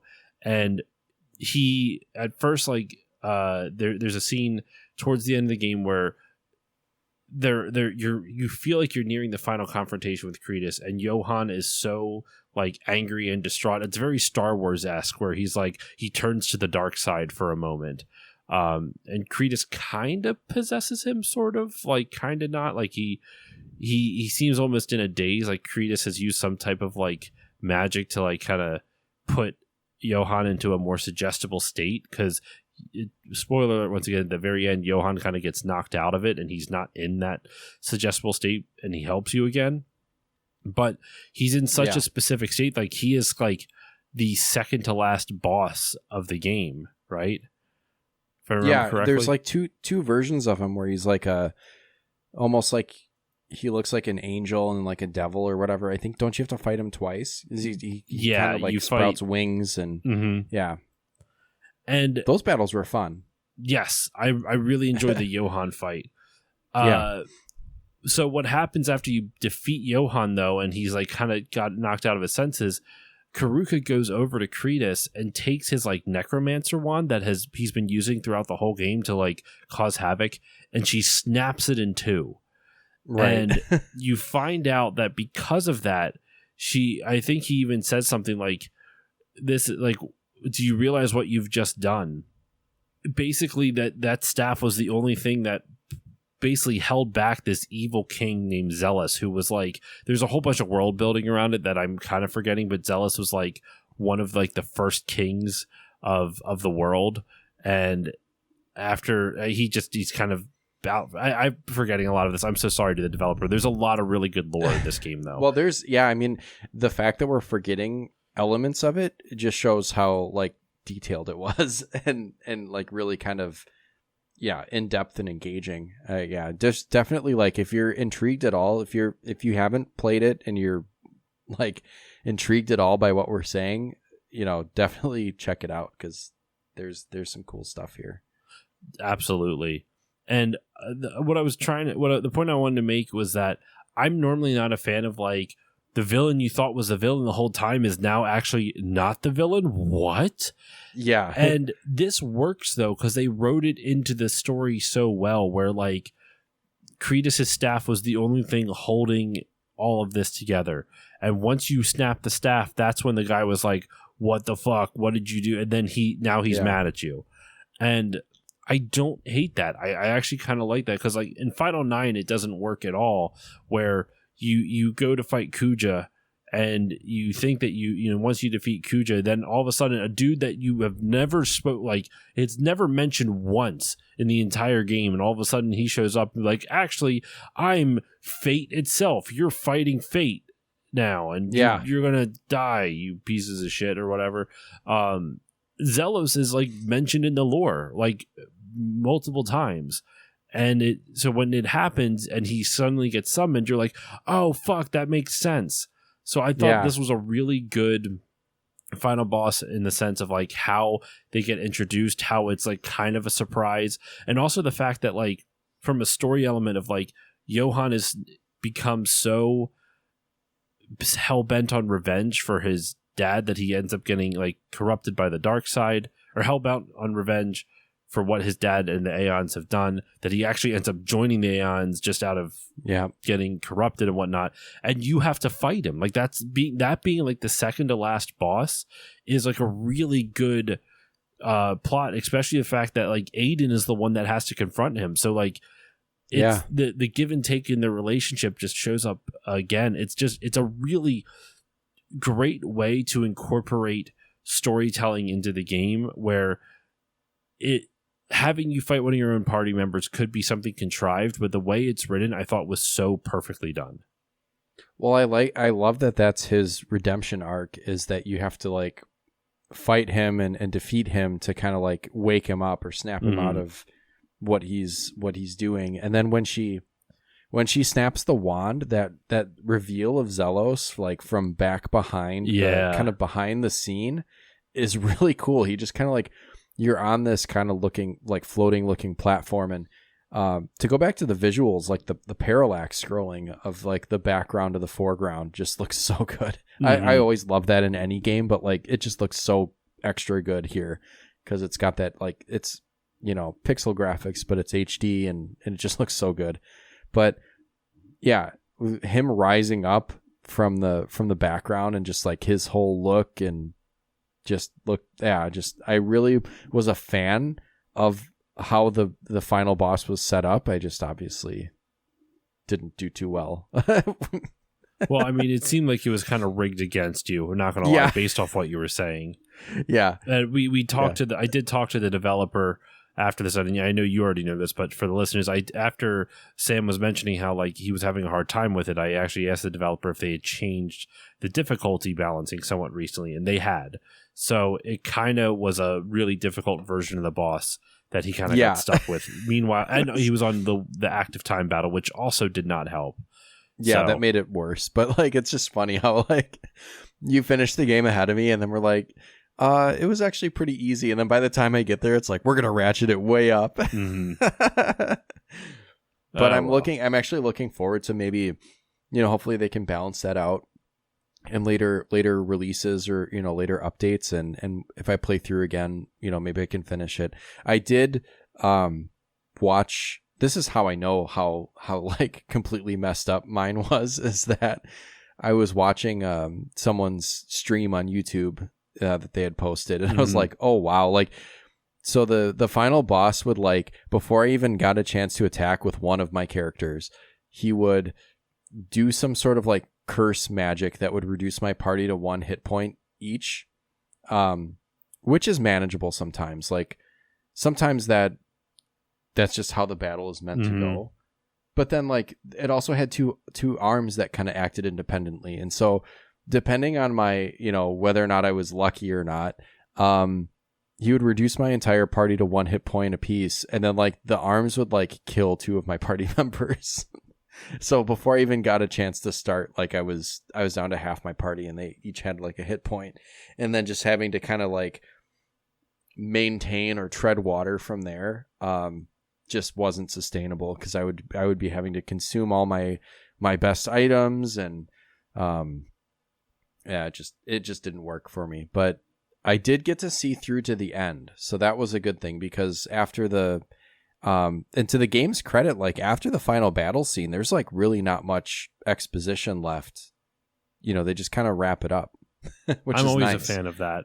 Yeah. Like, I'm not necessarily a fan of having a lot of because sometimes, especially, I'm usually like in a bind for time to finish games sometimes. And if I'm at the final boss of a game and I only have 30 minutes to play, I'm usually like, well, I could probably beat the final boss in 30 minutes, but I probably got at least another hour of cutscenes after this. Right. And this didn't. It was just kind of like, well, that's it. So long.